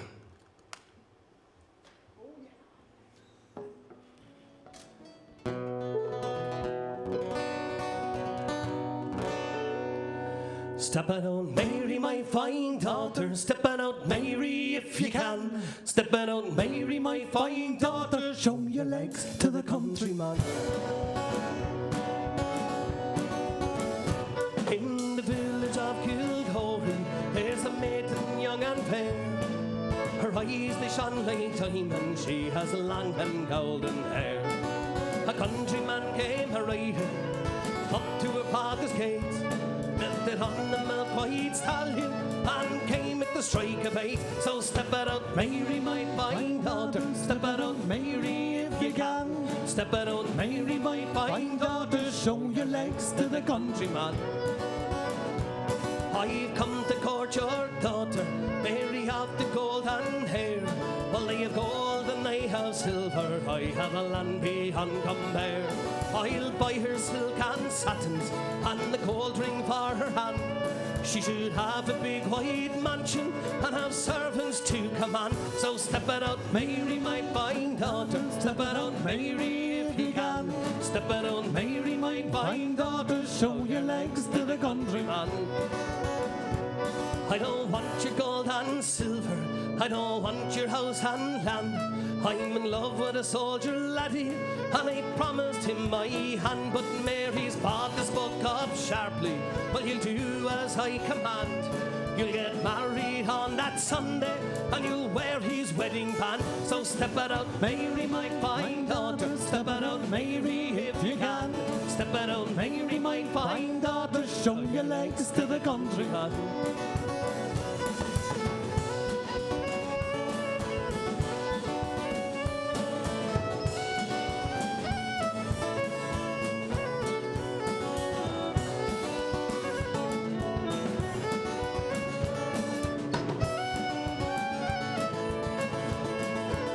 So step it out, Mary, my fine daughter. Step it out, Mary, if you can. Step it out, Mary, my fine daughter. Show your legs to the countryman.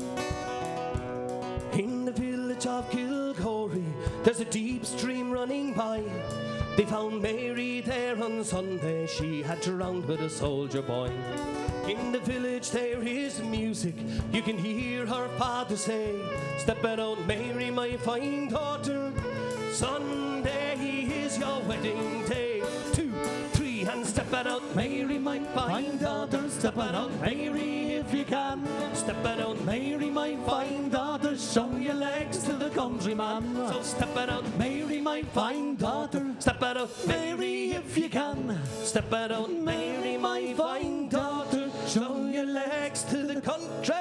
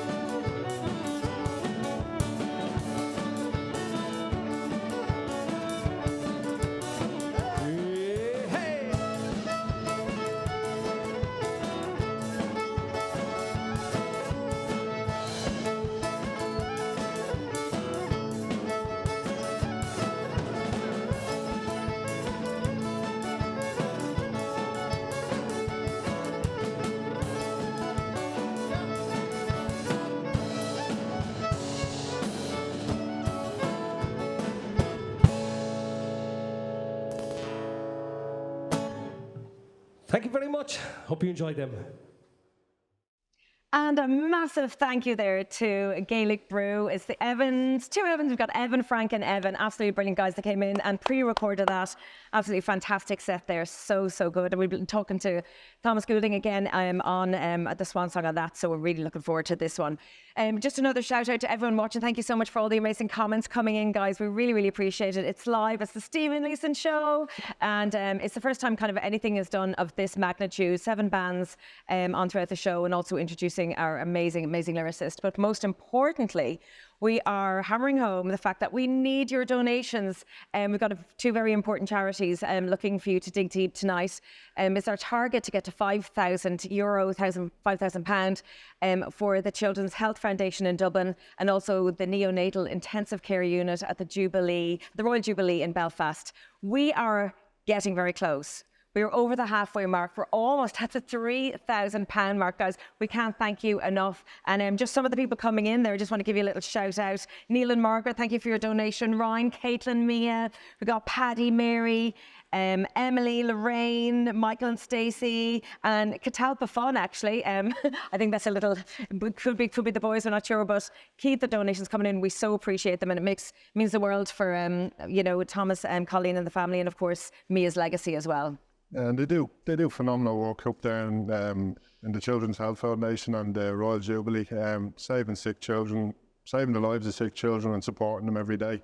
They're just fantastic causes, so please get behind them if you can, folks. And thanks a million for all the donations so far. It's been amazing.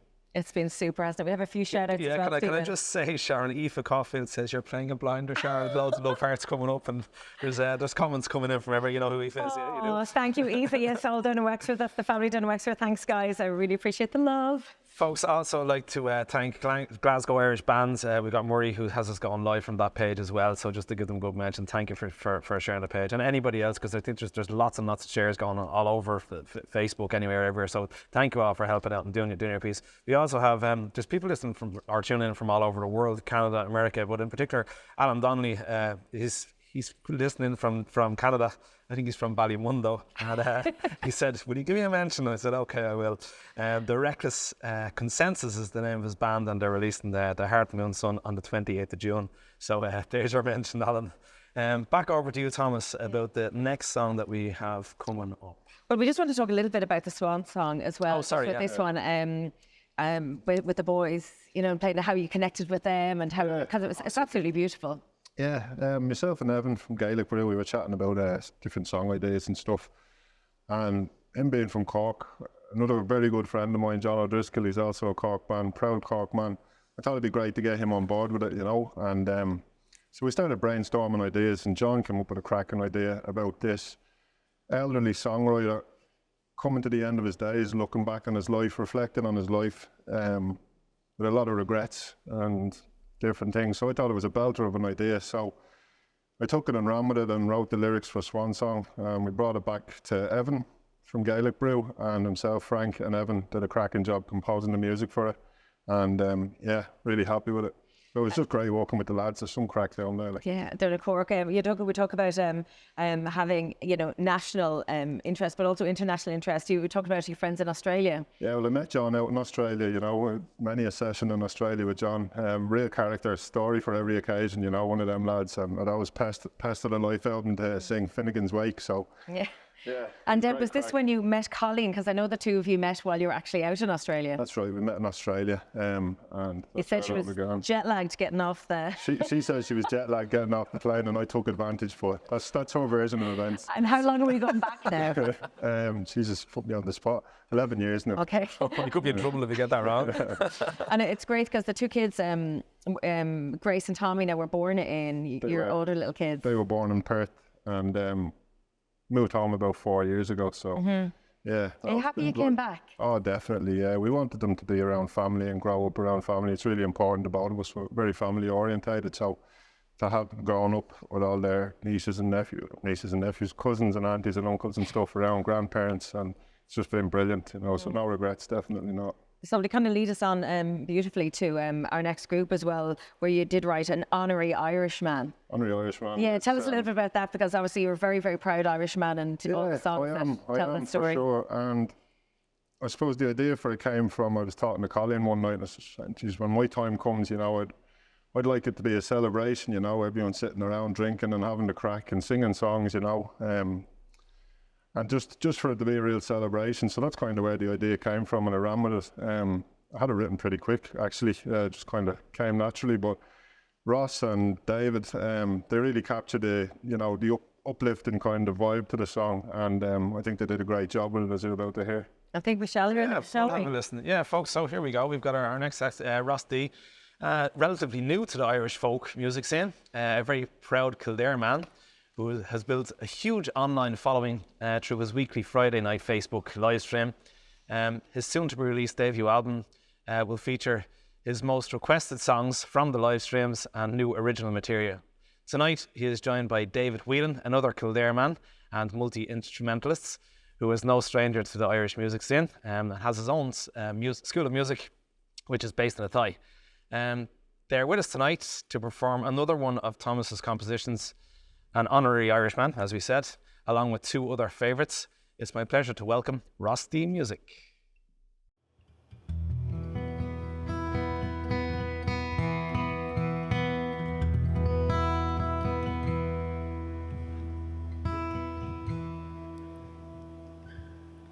When the time has come to say goodbye, and you're all gathered round, wrap me up in me old tricolour as I'm lowered to the ground.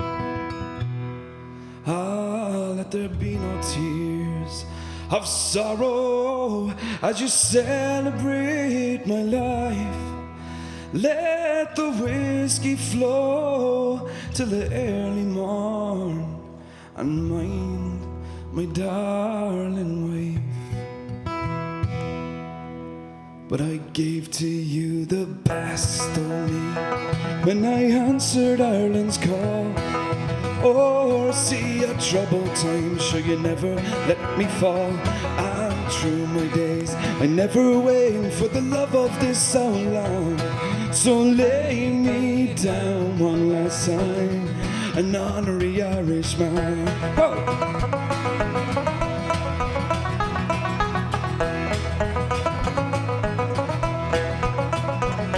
I strolled the cliffs of Moher on a pleasant summer's day.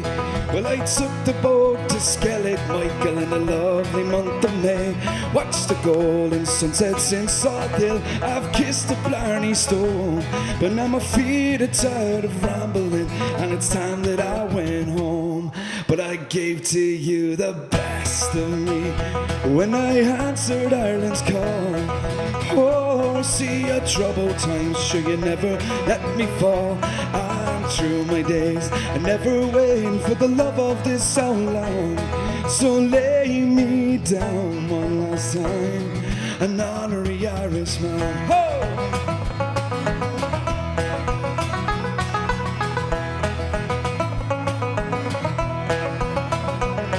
When I get up to the pearly gates, St. Peter's looking grim. Well, a liter of that old devil's drop and a smile I'll give to him. Oh, we'll drink and sing the chorus of the hat my father wore, and he'll not hear the poor old souls out knocking on the door.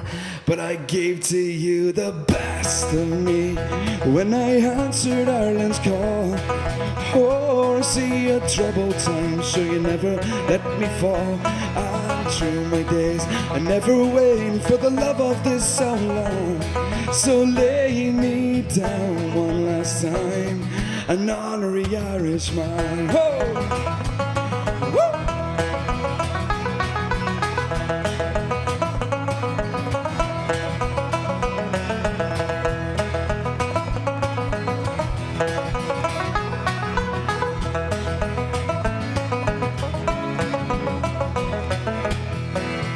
So God bless to you, and good night to all. And now I bid to thee adieu, and thanks for all the memories and the good times that we lived through. But I gave to you the best of me when I answered Ireland's call. Oh, see a troubled time, sure you never let me fall. And through my days, I never waited for the love of this so long. So lay me down one last time, an honorary Irishman. Oh, an honorary Irishman. Yeah, an honorary Irishman. Hey! An honorary Irishman.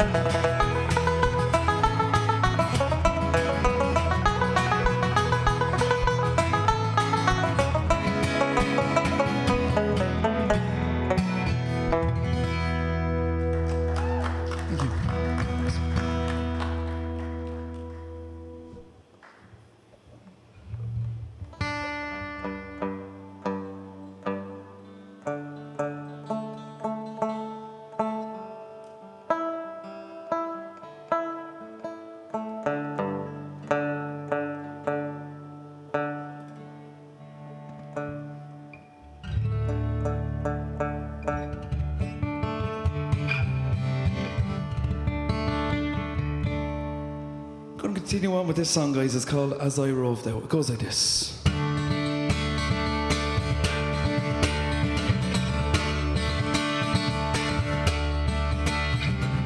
Who are you, me pretty fair maid? Who are you, me honey? Who are you, me pretty fair maid? Who are you, me honey? She answered me modestly, I am me mommy's darling, with your two raya. Fall the diddle da, diary fall the diddle dairy, oh. Ho!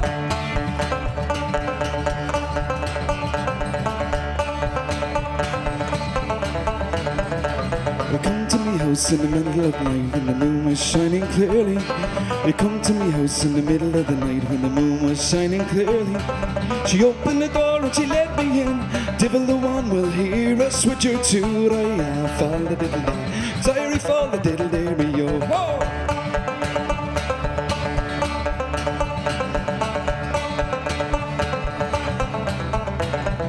But she took me horse by the bridle and the bit, led me to the stable. She took me horse by the bridle and the bit, she led me to the stable. There's plenty of oats for a soldier's horse, ate it if he's able, with your two raya. Fall the diddle da, diary fall the diddle dairy, oh.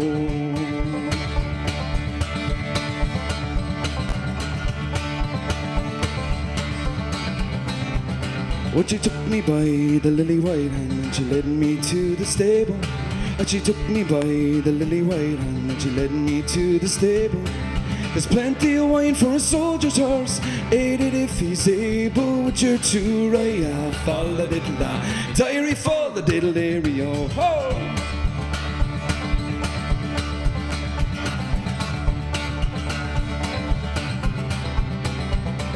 She got up and she made the bed, she made it nice and easy. She got up and she made the bed, she made it nice and easy. She got up and she laid me down, saying I hope to God you're able. With your two right, fall the diddle da, diary fall the diddle dairy, oh.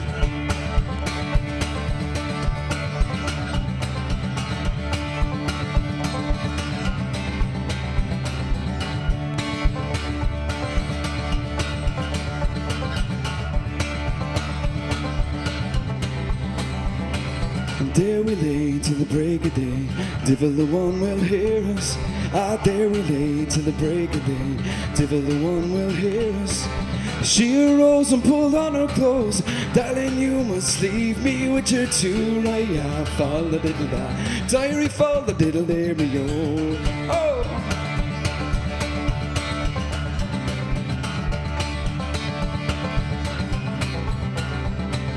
When can I return again?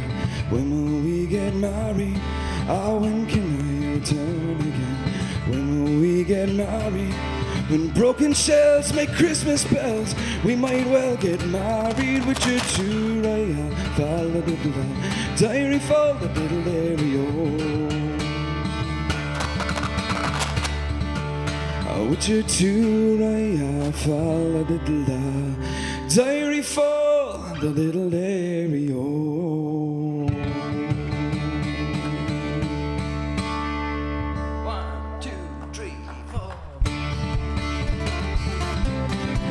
Oh.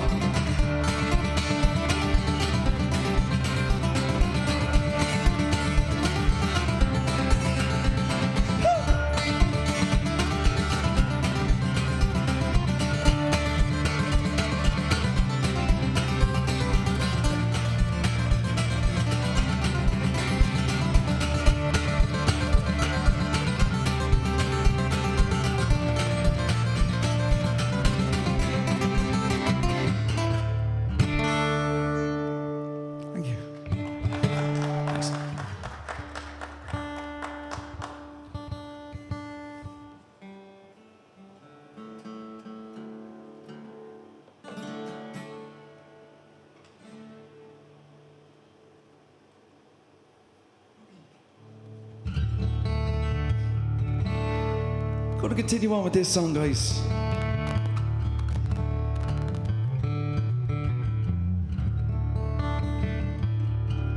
This is one of the most requested songs for me recently. I thought I'd do it tonight.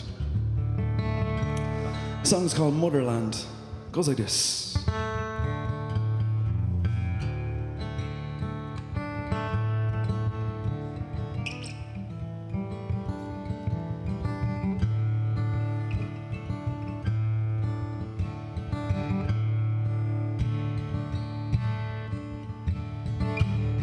Where in hell can you go?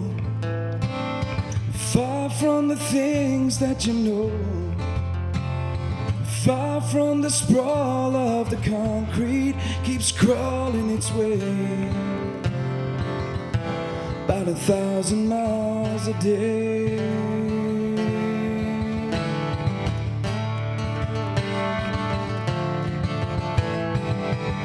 Take one last look behind, commit this to memory and mind.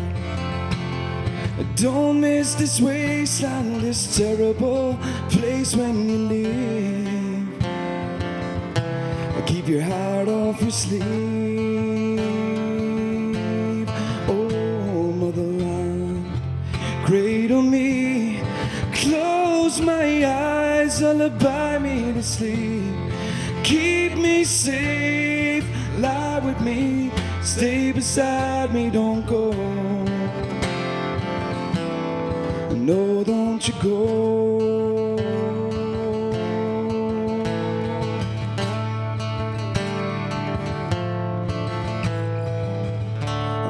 5 in damn queen. Tell me, what have you seen? The lust and the avarice, bottomless cavernous green. Is that what you see? Oh, motherland, cradle me, close my eyes, lullaby me to sleep. Keep me safe, lie with me, stay beside me, don't go. No, don't you go.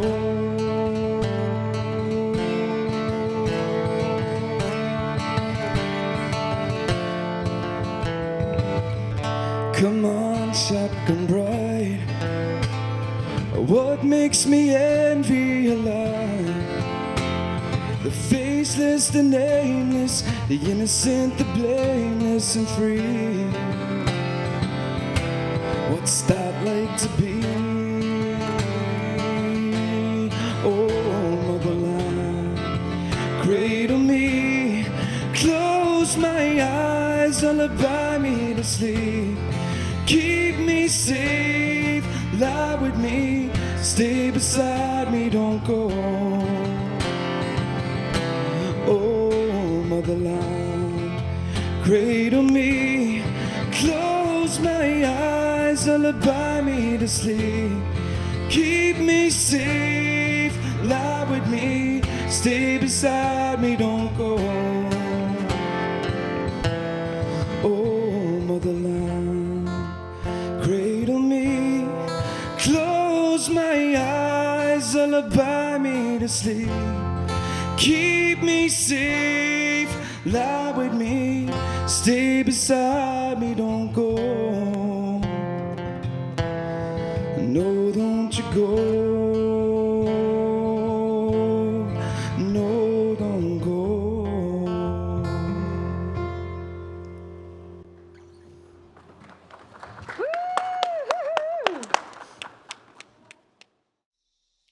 And welcome back, guys. If you have just tuned in, this is the Stephen Leeson Show. It is live. I'm Sharon Clancy. Guys, we've been live since 7 o'clock tonight. This is a huge fundraiser. We have 7 bands in total. We actually have 2 more to go, believe it or not, so we're flying through them. And we have the man of the moment himself, Mr. Thomas Goulding, who was the inspiration. Well, Mila was the inspiration for us, but Thomas has penned all these songs that we're hearing tonight that the artists are singing and playing for us. So it's an absolute treat. So we want to thank you as well. Keep those donations coming in for the Beat of Your Heart fundraiser tonight. It's so important to us and you're doing absolutely brilliant. Let's see though if we can get it. We're going to update you on the next round right up to that 5,000 mark. We're so close, and just your donation, as small as it may be, we really, really appreciate it. And that's for the Children's Health Foundation, and also the Neonatal Intensive Care Unit at the Royal Jubilee Hospital in Belfast. Now he's made his way to the stage. He's camera through. Here he is, the man himself, Mr. Rusty. More things. How you doing? Great. Yeah, enjoyed that. Yeah, it was really good. We had a little bit of technical difficulty there, but yeah, we made it through. It was good. Enjoyed it. Was it a string broke or something? Was it? Or I wasn't sure. The banjo just dropped out there. Typical. Live again. Yeah, man. I tell you, he's some man. Seriously, grab something else and just play it away and save the rest of the gig. So listen, David Whelan, he'll be kept. Music lessons at high. Exactly. Yeah, for all your musical needs, lads, down in Kildare. As you did say as well, or as I said in the intro, multi-instrumentalist that he is. Exactly, yeah. He's a genius. He can pick up anything, and as you were saying earlier, he just added to the sound. I had an idea of where I wanted to go and what I wanted to do and what it wanted to sound like, but it's just a whole nother ball game now. We just looked like you were having fun up there. Come here, I was living the dream. I was loving it. It's great. It's great to play a bit of music and be back out there, and it's so lovely, guys, because obviously we kicked off with the Honorary Irishman, which is Thomas's song, and you did absolutely brilliantly, by the way. My lyrics, it's our song. Our song. My song. This I have to say, myself and Stephen were talking about it just while you were playing there. This has to be the bromance of the night between you two. Possibly. When we were talking about this earlier, it's just the connections. You did a massive turnaround, which we'll talk about in a second, during the whole lockdown. But the connection with you two is just fantastic. Some cracking bands. We're the new Bowsies, isn't that right? Oh, okay. Can we be the honorary Bowsies? Yeah, can be Bowsies for tonight, okay? We'll allow it. We'll allow it. Nominees. This is my Bowsie number one, so... So please tell the audience what your Bowsie is. Who are your Bowsies? Yeah, so a Bowsie is a regular listener. I do a live stream once a week. You've mentioned it there. I do a live stream every Friday night at 9 p.m. Irish time. And I nicknamed the regular viewers the Bowsies, or a Bowsie. So so we have our own line of merchandise now, and we're promoting the Bowsie image around the world. So it's been great crack. That's a great ring to it, doesn't it? Bowsies. Tell us as well, Ross, you'd been a background as well in not just, with the folk music, which is quite new to you. You've been on the scene for quite a while, but lockdown, what did it do for you? Yeah, well, I laughed there when Stephen said, newcomer. It was like, I've had this game a long time, but I appreciate that. Yeah. Who sent me the bio? I actually wrote the bio, so sorry. Relatively new, that's what we're to the folk exactly, game. No, you're spot on. Isn't it? Exactly, you're spot on. I've been doing this for many years, as in a pop rock genre, and, as a sort of a wedding singer, that type of thing, and I just, the COVID gave me the opportunity to just sit back and look at what I wanted to do. And, I had my wife's head wrecked for the last, 10 years, talking about just concentrating on Irish music and maybe putting a band together or going down that road. But I never got the opportunity. So when COVID hit, it was just the best time to get stuck in, and try my hand at it.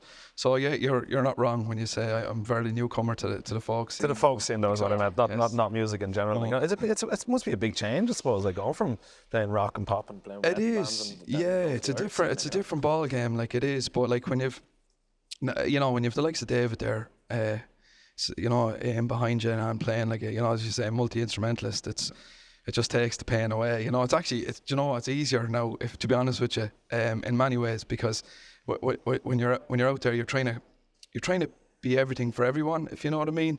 Whereas when I just said, right, this is it, I'm just going to concentrate on this, just the penny dropped, and I never looked back. It's just everything just clicked for me, and and now that we're working on original stuff, it's even better. I'm still learning the Irish folk back catalogue or whatever, but I'm able to now add my own songs in. And you are writing your own songs as well. Yeah, exactly, and I write as well. And thanks to this man here, we've become a songwriting team. So we've just inspired each other, then, guys. This chap has some work ethic. He never stops. And that's what I love about him. When he gets an idea, he runs with it, and there's no half-arsing it. There's no 80-90%. He just puts everything into it. And he commits to it, and it's brilliant. And he's some crack as well. That's me in stitches every day.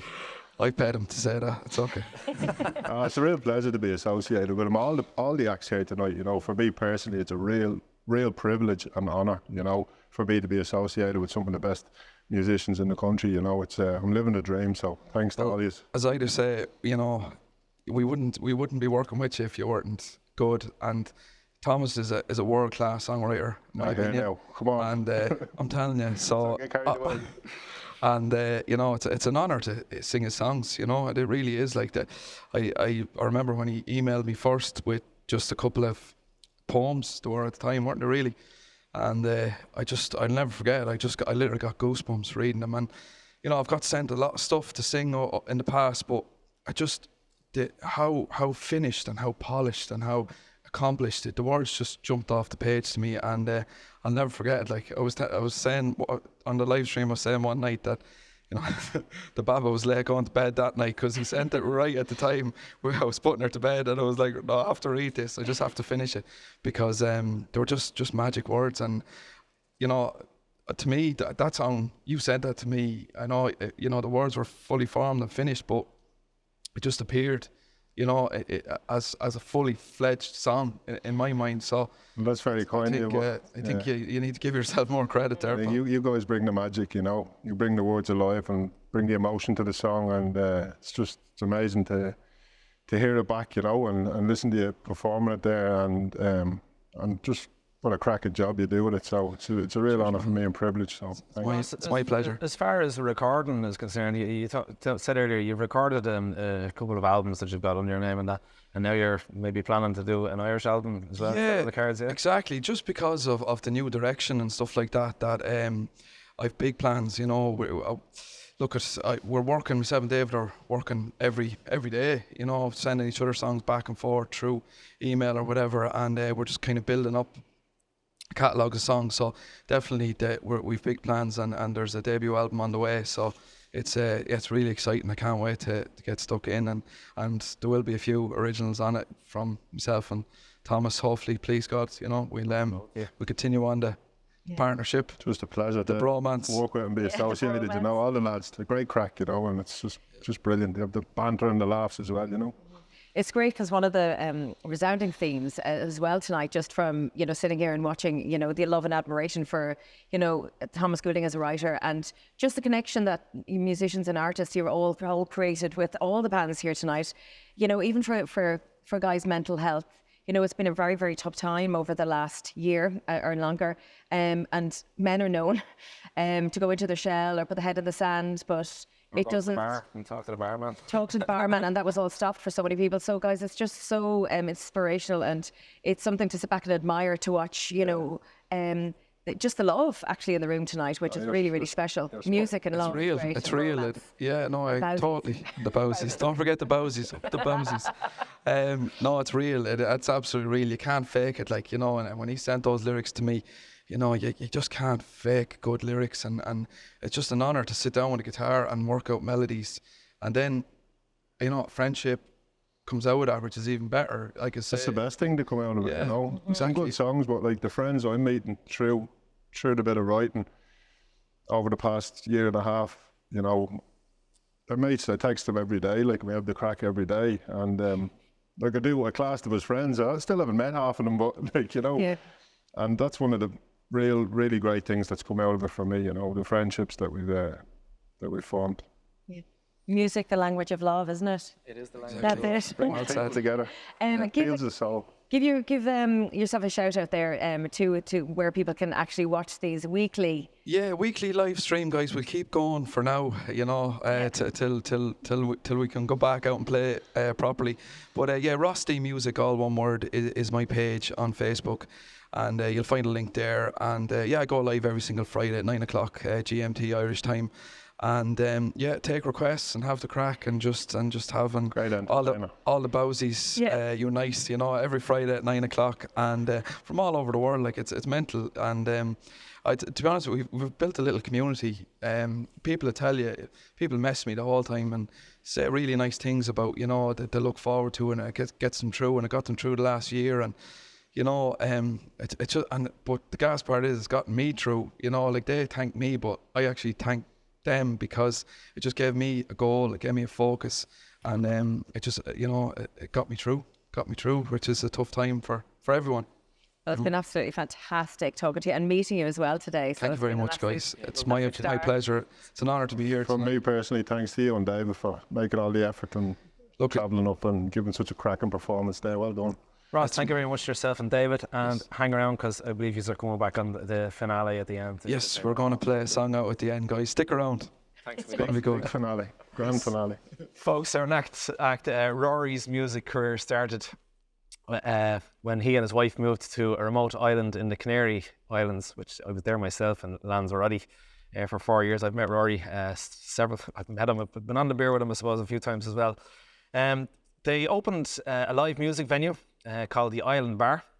There, the Donegal songwriter performed weekly shows to a fan base who would travel from all around the globe to watch him perform. Rory on the Island was born. He's released 2 albums and received numerous industry awards for the Island Bar venue. His 2 most recent singles, When the Lights Go Down and Miss This, both reached #1 in the past 5 months. Undeterred by the pandemic, Rory spent the last 14 months writing and releasing his music and performing gigs through Zoom and Facebook, where he regularly gets over 20,000 views a week. Although sadly he cannot be with us tonight, Rory sent in this video, which you are about to see. The third song he performs, A Father's Wish, is a collaboration with Thomas, and with Rory adding the music to Thomas's lyrics. Ladies and gentlemen, here is Rory and the Island. Thank you, Stephen, and thank you, Thomas Goulding, for asking me to play at this fundraiser for the Children's Health Foundation Ireland and the Neonatal ICU Belfast. It's an honour to be involved in a fundraiser for two great causes, so hopefully we'll get the money sent in, and I'll do a few original tunes. I'll start off with this one. I released this one about 4 months ago. Lockdown, pandemic inspired. This is called Miss This.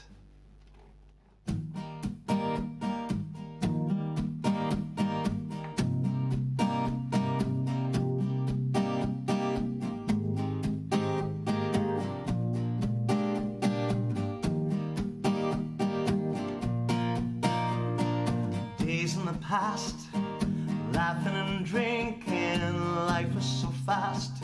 We move without thinking. I miss this.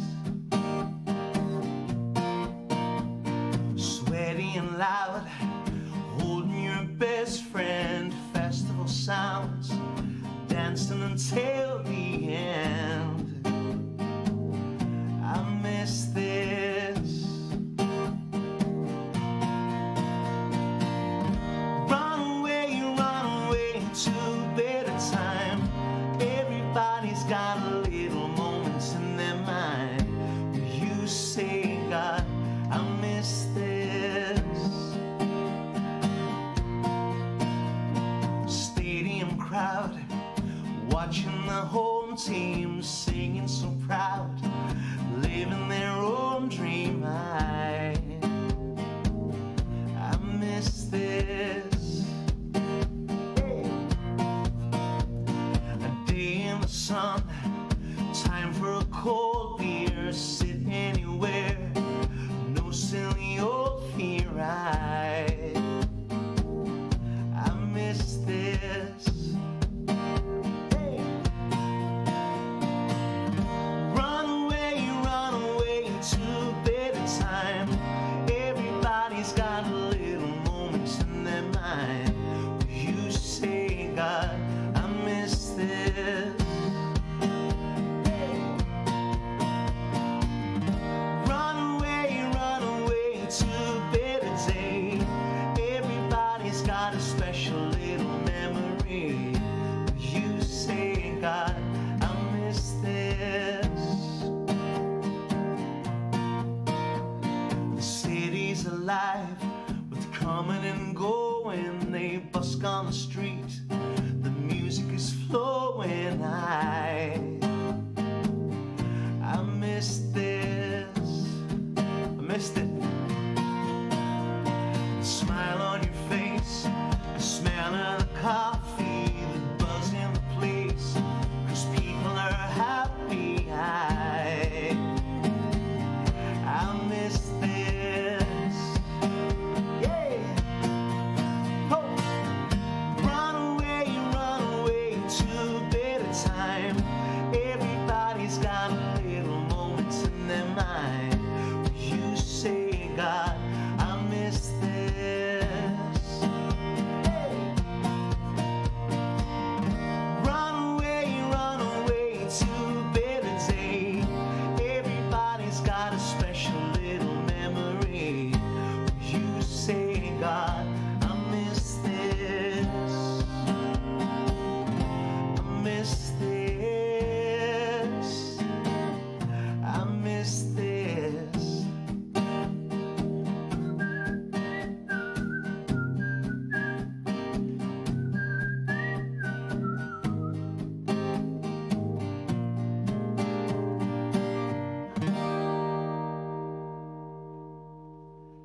Thank you. This second song is another original song. This is one of the first songs I ever wrote, in fact. This is called Waterfall. I wrote this around the time a good friend of mine passed away. Here we go.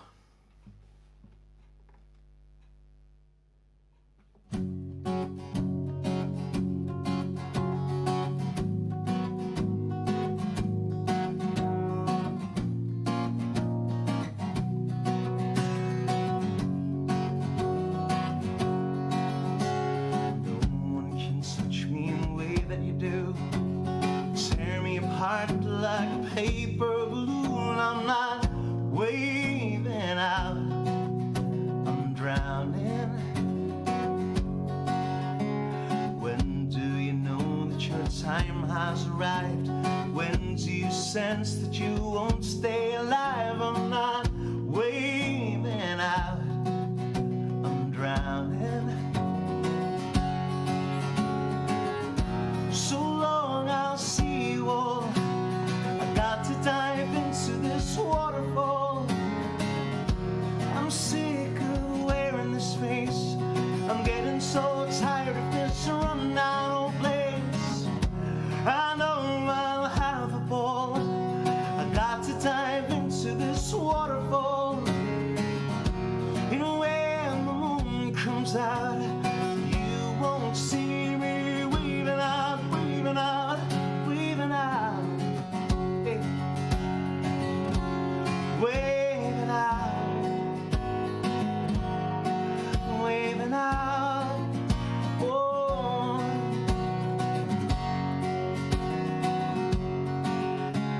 Life's unpredictably spontaneous, that it can be ruined by one simple kiss. I'm not waving out, I'm drowning. I know a river that runs through your head.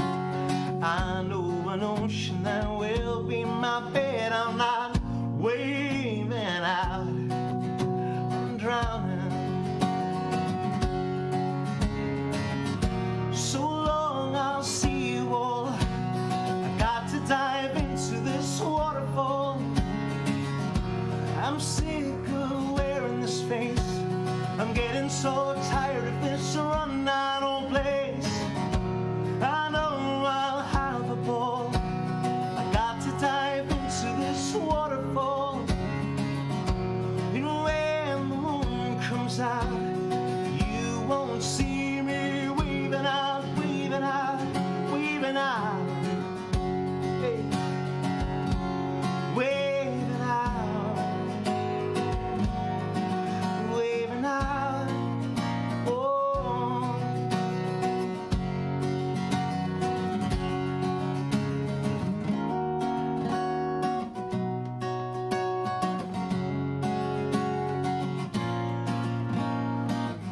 So long I'll see you all. I got to dive into this waterfall. I'm sick of wearing this face. I'm getting so tired of this run down old place. I know I'll have a ball. I got to dive into your waterfall. And when the moon comes out, you won't see me weaving out, weaving out, weaving out. Yeah. Waving out, waving out.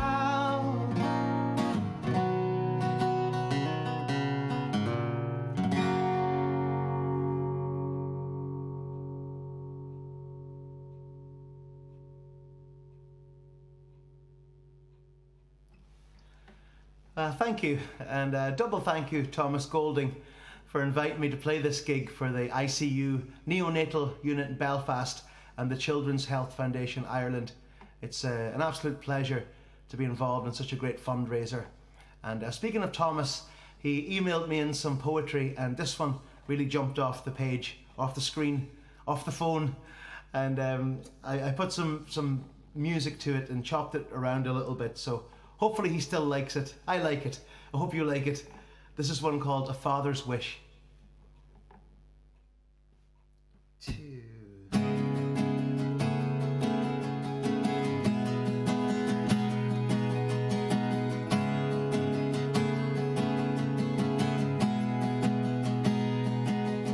Stars are shining brightly. You climb into my bed, wrap my arms around you and gently kiss your head. Know you're safe here with me, your worries will go away.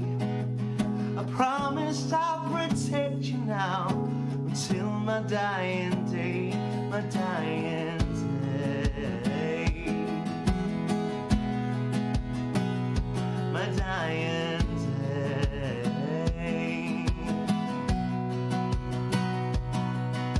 First time that I held you and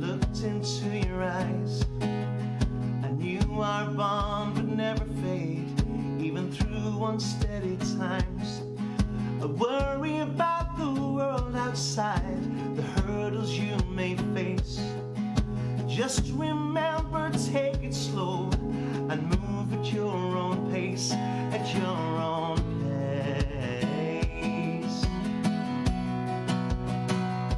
at your own pace. What really matters most to me as I rest my head at night is knowing that you're happy now, because I was once that child. I dream of all the joyful days which lay ahead in life. I hope that fate will be your friend and you feel the love inside, the love inside, the love inside.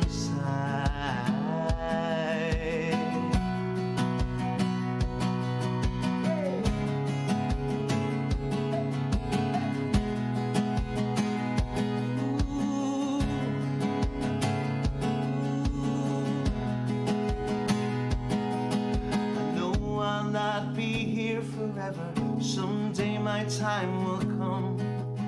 I pray to God to let me stay and see the person you become. I hope you live a life that's full and it mostly goes as planned. I hope you're proud when you look back and you remember your old man, your old man.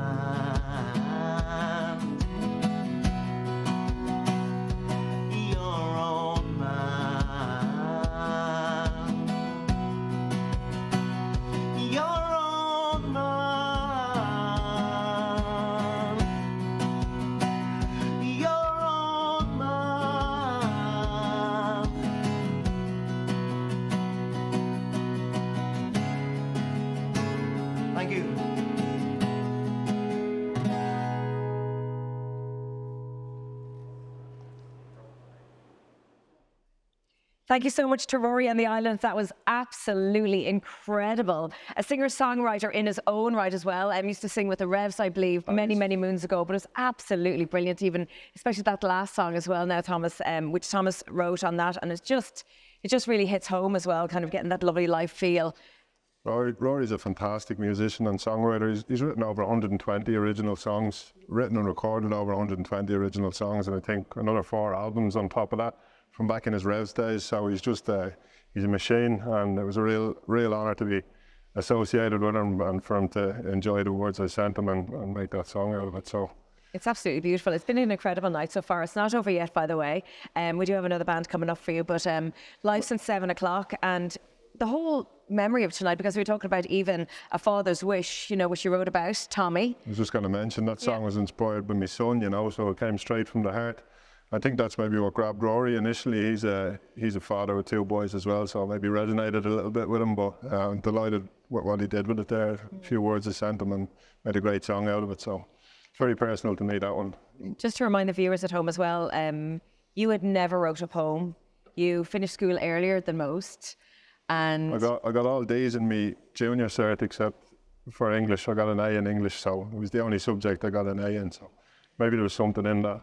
Wasn't much good at anything else though. This is maybe you're destined to write, and your beautiful little daughter Mila, who unfortunately passed away after 4 days, was the inspiration and the drive to for you and Colleen to keep going and to keep together, to keep strong for all the family, but also to write all these songs and bring this night would not be here. It would not be happening without you and those words. That's it. You hit the nail on the head. And we don't see Mila, her passing, as it being some big traumatic tragedy. Like, we really view her life as a blessing and the time we had with her as a blessing. And it was special, and it really meant a lot, you know. So she's inspiring me and guiding me every day, and I can feel it with me, and it's just brilliant. So we'll be looking forward to many, many more songs as well from Thomas Goulding and many more artists coming on board. I think you're going to be inundated now. You've been, for the last year, sending out your songs and your poems to artists. Now, what happens when the phone starts ringing for you and bands from all over the country and all over the world going, will you write me one, please? I'm busy enough with the lads that are there now. My wife will be relieved to hear. I think we'll just... enough new friends. I've got a great little circle of friends there now, and we'll probably stick to that, you know, but you never know what's going to happen. Well, I tell you what, the night's definitely not over yet, Stephen, because we have a fantastic band coming up now for us. Stephen's going to tell us all about that. Yes, folk. Yes, folk. It's a little fun. Folk, please stop. Whatever you do. I'm joking with the words and I say this right. We've got all folked up, and they play a mix of classic sounds of folk, rock, pop, country music traditions, and add a sprinkle of their own unique modern style. The brainchild of accomplished banjo player Pádraig Mohan. The band formed while he was studying for his music degree in Dublin. Simon Vulas, I hope I'm pronouncing his name right, sorry if I haven't, drumming keeps the band punching in perfect rhythm, whilst Pádraig's younger brother, Barry, delivers punchy bass lines and has fantastic vocal harmonies. On the electric guitar, we have Ryan Kelly, and last but not least, a very good friend of mine and a man that I've been playing music for many, many years with. That's James O'Connor from Limerick, and he's on the accordion. They play across the world and have played many major venues, such as the London Palladium, Cheltenham Races, the Mandalay Bay in Las Vegas, and many, many more. They're here with us tonight, and needless to say, we'll perform another of Thomas's creations with Home Is Always Home. Let's welcome All Folked Up. 1, 2. How you doing, folks? It's great to be here tonight in memory of Bibi Mila. We're going to start off with a wee song called Galway to Graceland.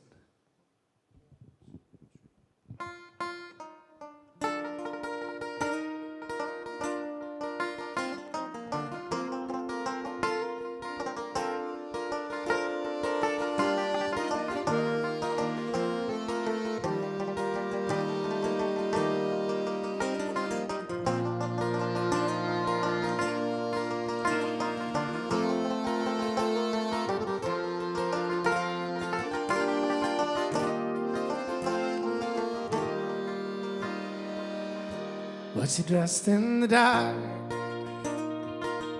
and she whispered to men? She was pretty and pink like a young girl again. 20 years married, she never thought twice. She sneaked out the door and walked into the night. Her wings carried her over the sea, from the west coast of Ireland to West Tennessee, to be with her sweetheart. She left everything. She went from Galway to Graceland to be with the king.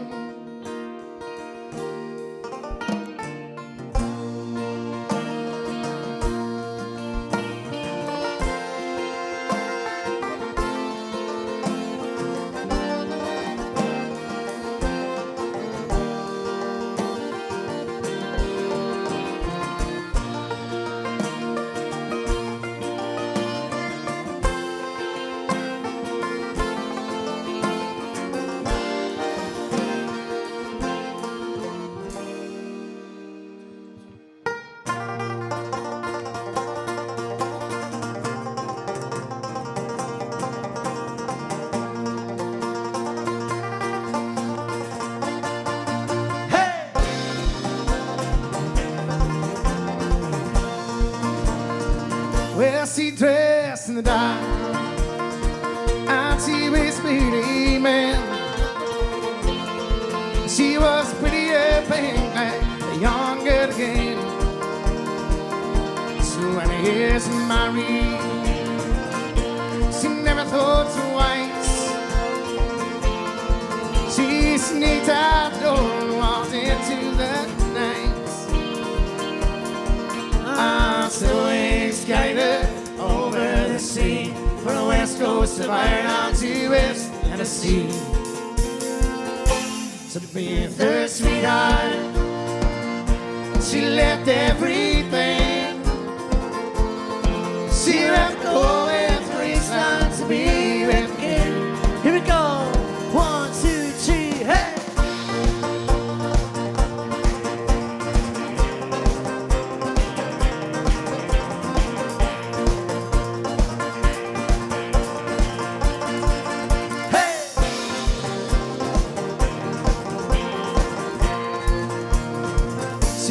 some with suspicion.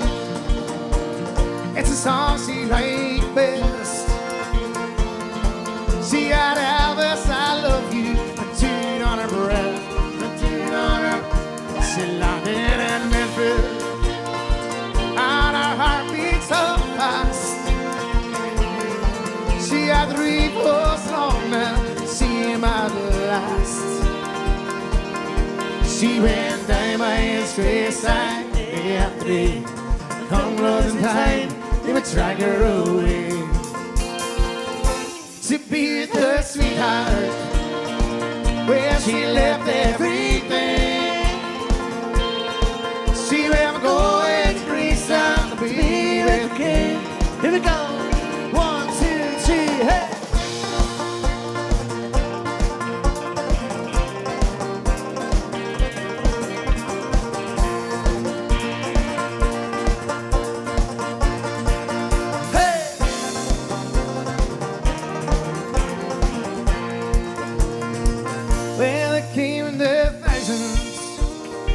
From a whole human race, she paid her respects at its last resting place. And the lady she knelt there, she told him her dreams, and she thought that he answered, that's how it seemed. Well, now they dragged her away, was hung up this time. She said, my dear man, you out of your mind. Don't you know I am married? See, I wear this ring. I'll never go into Greeceland, be with the king. To be with the king. To be with the king. To be with the king.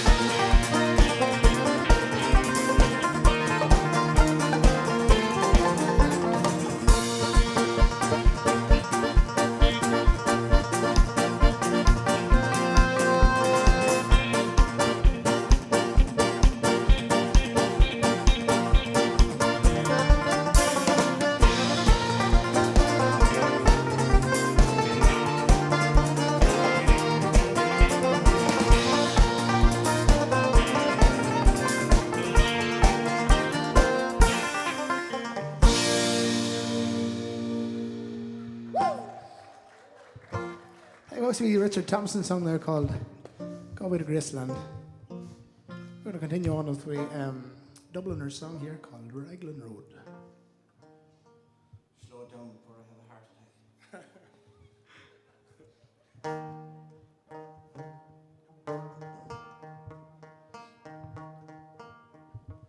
On Raglan Road of an autumn day, I saw her first and knew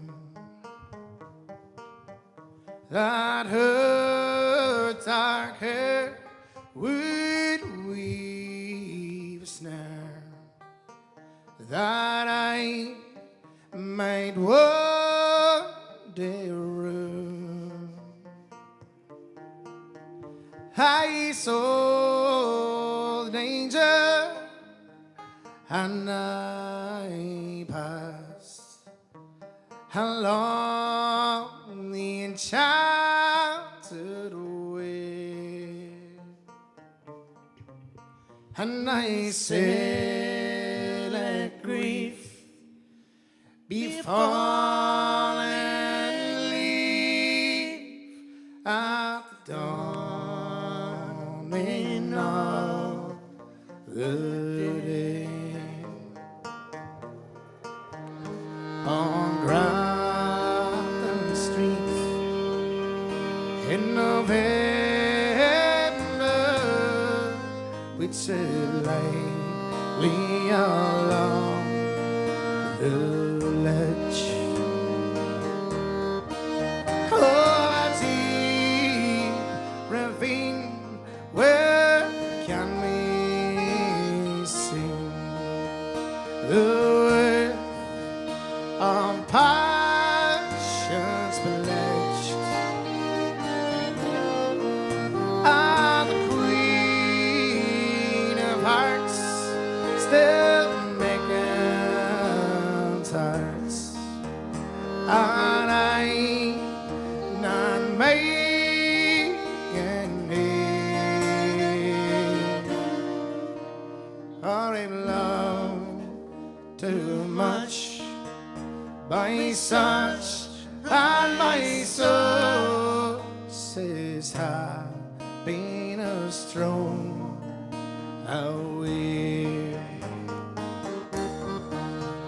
I gave her gifts of the mind.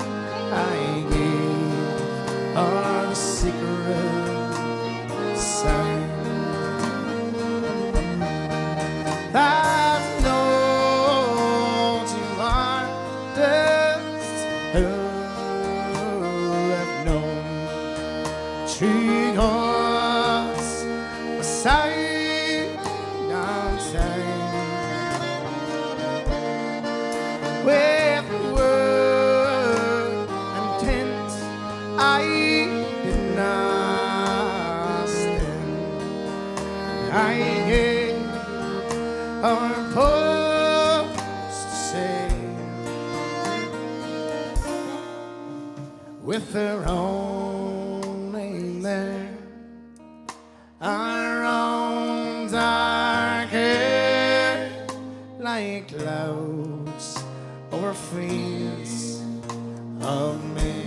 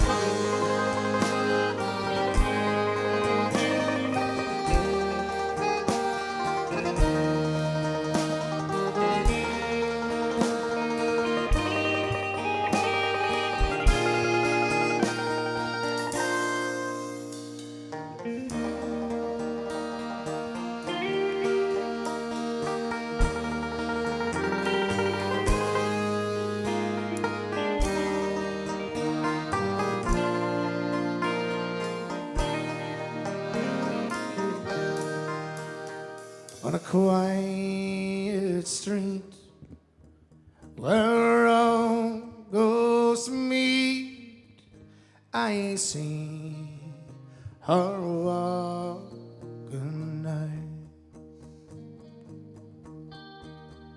Away from me so hurriedly,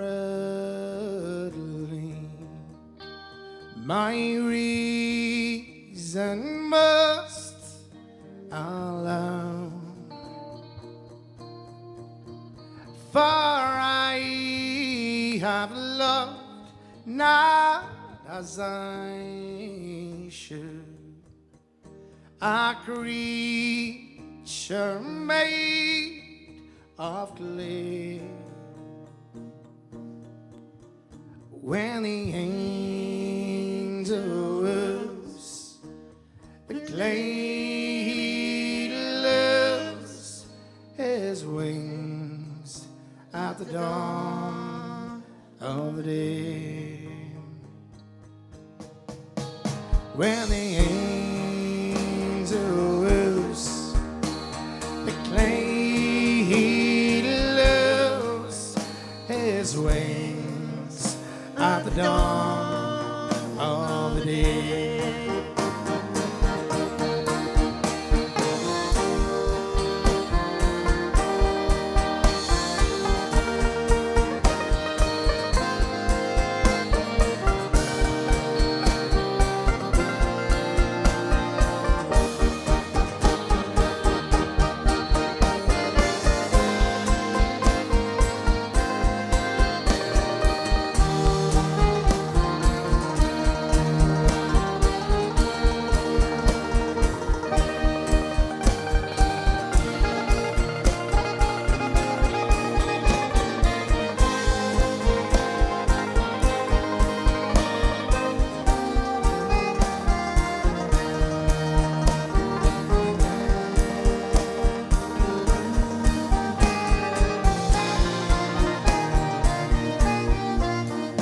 When the angels, the clay lose his wings at the dawn of the day.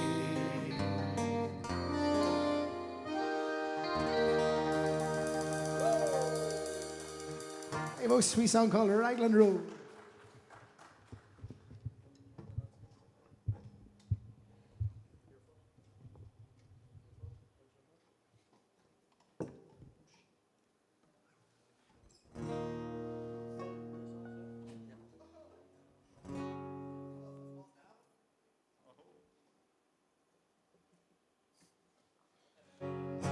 Our wires crossed up.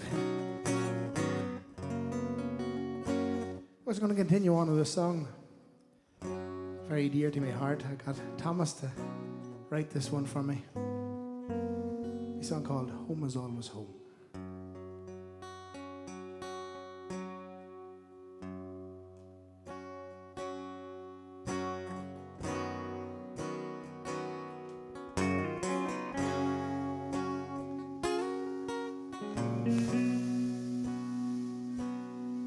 Twas the end of May, in '86, I left all on the Clyde. I swapped the Wednesday markets for the streets of Illinois. 30 years soon had passed when the letter it arrived.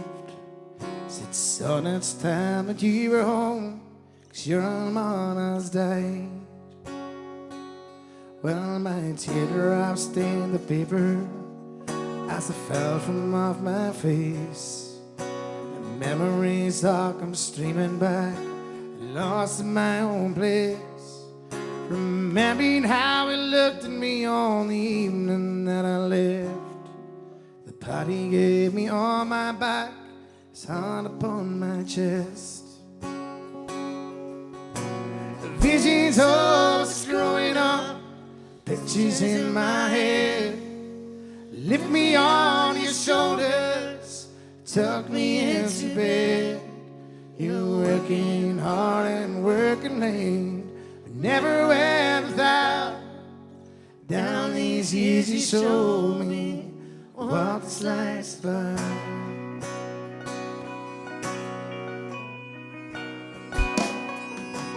Back then to the Rose Bowl, Big Brian's fallen pints.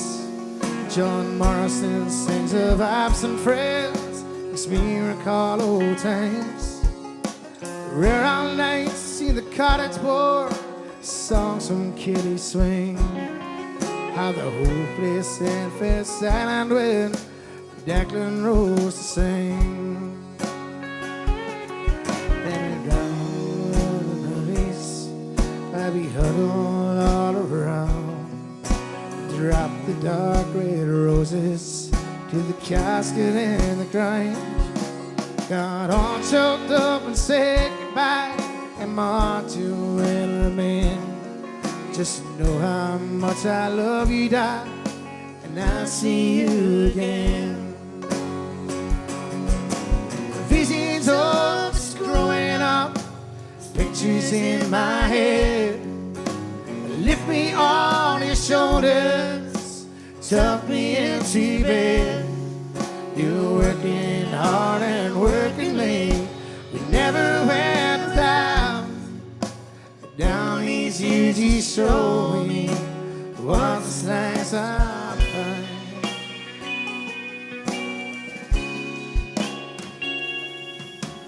Back on me Chicago, I stare out to the lake. I'm dreaming of my homeland. My heart it softly aches.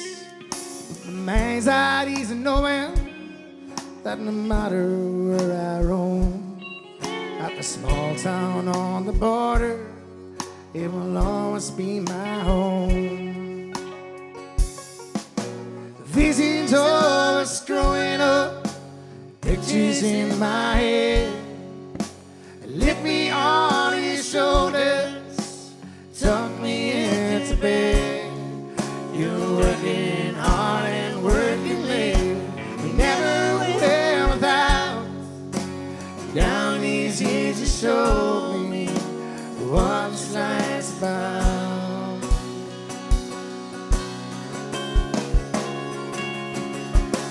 Visions of us growing up, pictures in my head.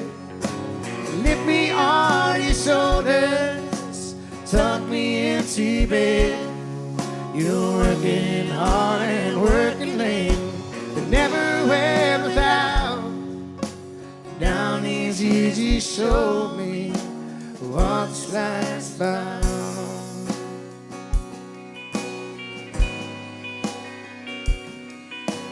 Down these years you showed me what's life's about.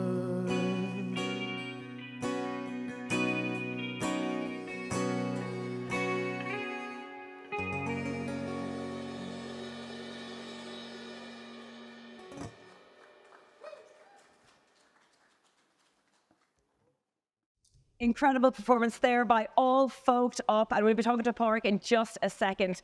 But I just want to say a massive, massive big shout out to every single person and family who've donated tonight. We can't thank you enough. The night's still not over, and we're nearly there though, but we are up to £3,661 tonight, so we can't thank you enough. Big shouts out to Caulfield Financial, Becca, Rose, Lee and Holly, Justin, Mountfield Community Association, Lily, Keane, Bandana, John, well done, and the McChrystals, Donna, and so many more. But we just want to give you a big shout out and a big thank you. It is for the Beat of Your Heart fundraiser for Baby Mila and for two very, very special charities, the Children's Health Foundation and also the Neonatal Intensive Care Unit in the Royal Jubilee in Belfast. What a night. We're nearly 3 hours in and the man has made it to the stage. What an incredible way to almost see out the show. How you doing? I'm good, eh? Thanks very much for having me on. Did you enjoy that as much as we did over here? Did enjoy it, yeah. Yeah. It must be fantastic to get like all the boys back together and create that kind of sound again. Oh, absolutely, yeah. It's been too long. Way too long. And so the lovely connection is now this is kind of the first time you two are meeting. Or you met once before? Once before, yeah. And you came back for more there for it, did you? Good guy. That last song, Home is Always a Home, it really, really resonates, I think, with a lot of people who've travelled, I guess, as well. I suppose that song's a bit unique, and it's the only one that I wrote that I worked so closely with someone on, nearly every line of every verse, we spoke about, and, we made sure you were happy with it, and, we bounced ideas back and forward because it was so personal to you, and it was just brilliant to be involved with you on that level with a song that meant so much to you, and to hear that tonight was just brilliant. Fair play to you, well done. Thanks very much, Thomas. It must have been quite hard as well. Like the song is amazing, but you know, during the lockdown, as well as we've been all locked down, we haven't got the chance to rehearse and get the bands together, get the boys together, you know, and get that chance to actually, you know, get a rehearsal. Did you actually have much chance to put that together? Because it sounded flawless. That was the third time we played it the other day. See, that's professionalism for you. Show. Your first time performing that particular song as well with the whole group, is that right? Because I know you're recording it yourself on your own, but I think one or two of them, was their first time even hearing it? Yeah, the first time hearing it this morning. Which is amazing, because what it sounds. Pádraig, you played the tenor banjo and sing as well. It's not something you see too often with many bands now, like, you know, that I know of anyway, like, you know. Yeah, well, I suppose I had no choice but to sort of, when you're singing and you're playing the banjo, you have no choice but to sort of work around it. Yeah, and going back with All Folked Up, because I've been following you for a few years now anyway. You started out with Kieran Finn, who was actually on the show there a few weeks ago as well. Myself and Kieran were in college together in Ballyfermot studying music.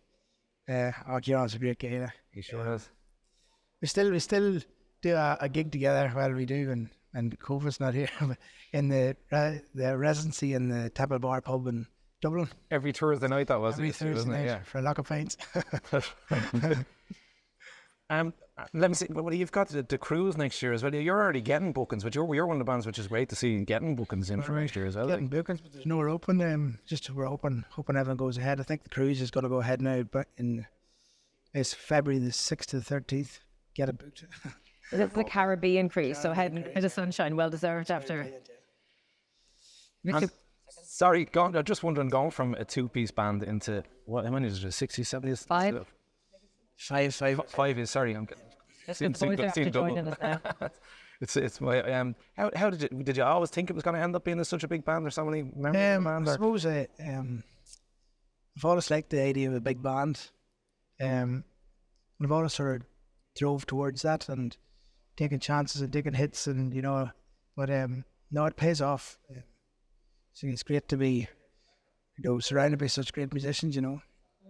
It must be incredible as well, you know, to be, you know, a proud Irishman as well, and then going over and playing, like, you know, Cheltenham for the races, and great, yeah. you know, going up to, you know, I can imagine that was just incredible. And also in Vegas, like, that just must be such a treat, because, you know, we've got 80 million Irish all around the world, and most of them actually have congregated in the States, so they will always find that Irish pub, and obviously you do very, very well for yourselves over there. Yeah, no, it's great in the States. You know, I find Irish people always come together away from home, even more so sometimes than they are when they're at home, you know.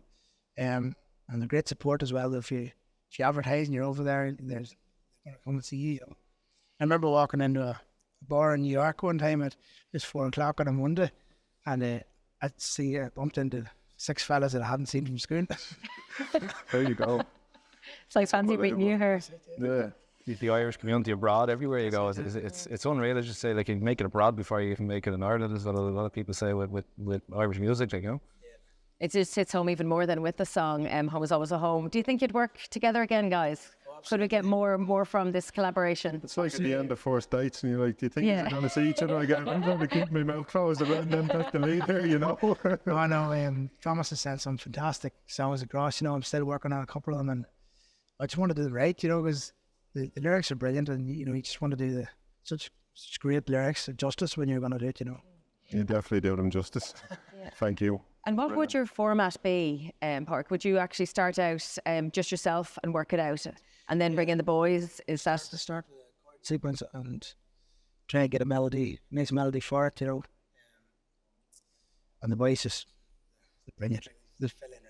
Yeah, do they just do what they're told, or are they like? No, they just seem to just know what to do, you know.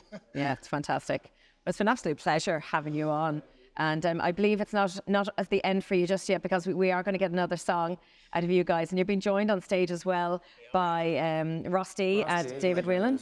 We're watching Ross there on the Irish Gigs page and stuff, and it's doing great stuff. Pádraig, give yourself just a little bit more of a plug, because I know I was talking to you earlier and you said you've got an EP coming out. Is that right? We had an EP just come out there a couple of weeks ago, or no, about a month ago. We have a live Best of All Folked Up live album coming out hopefully in the near future, and we get a lot of pound together again. Times are hard, you know. Yeah. Anyone there willing to sponsor it? Well, you've got a fantastic venue here to do it if you need it. So Absolutely, yes. Very true. Some spot.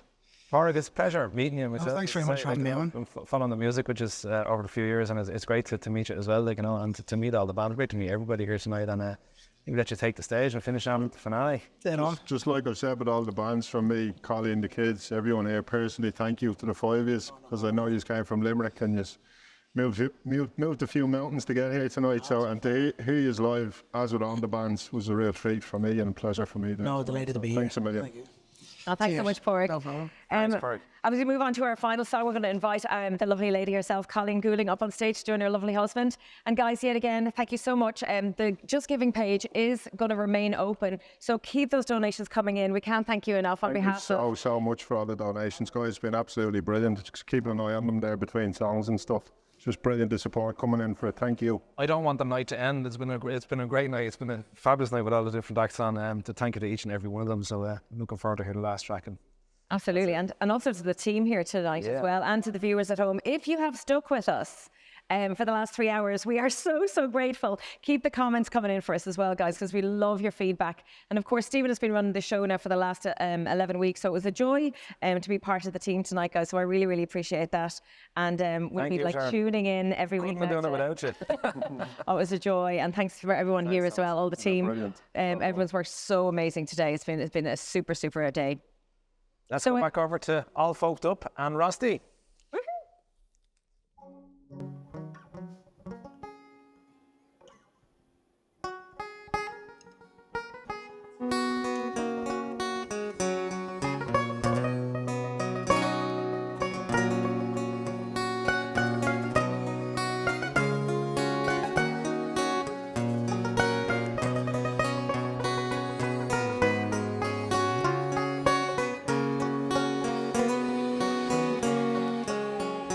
Oh, the summertime is coming, and the trees are sweet lemon, and the white mountain time goes around the blooming heather.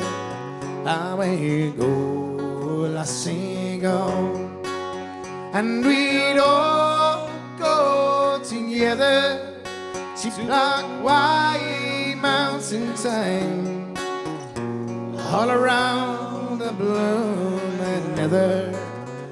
Where you go, lassie, go.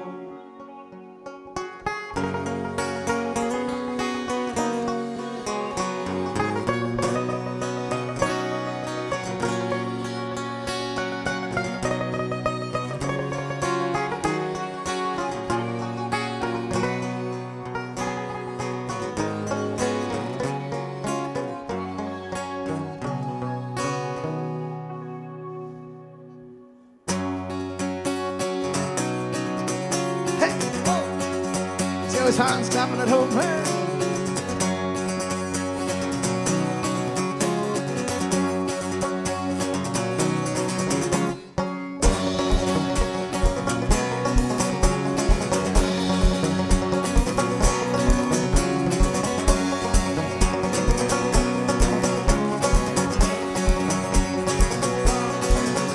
Oh, the summertime is coming, and the trees are sweetly blooming. Oh, the wild mountain thyme grows around the blooming heather. How will you go, lassie, go? Come on. And we all go together to the wild mountain thyme, all around the blooming heather. How will you go, lassie, go? Well, I will fill my love attire, neon glow, crystal finding.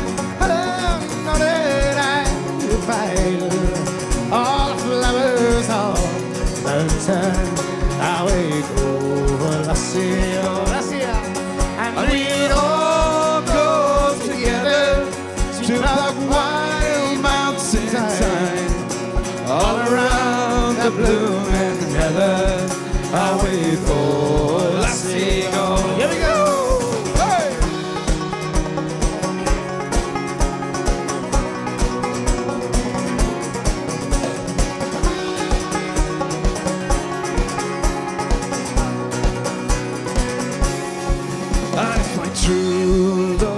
gone, I would surely find another to pluck wild mountain thyme all around the blooming heather. How will you go, lassie, go? And we'll all go together to pluck wild mountain thyme all around the blooming heather. How will you go, lassie, go? One more time. And we'll all go together to pluck wild mountain thyme all around the blooming heather. How will you go, lassie, go?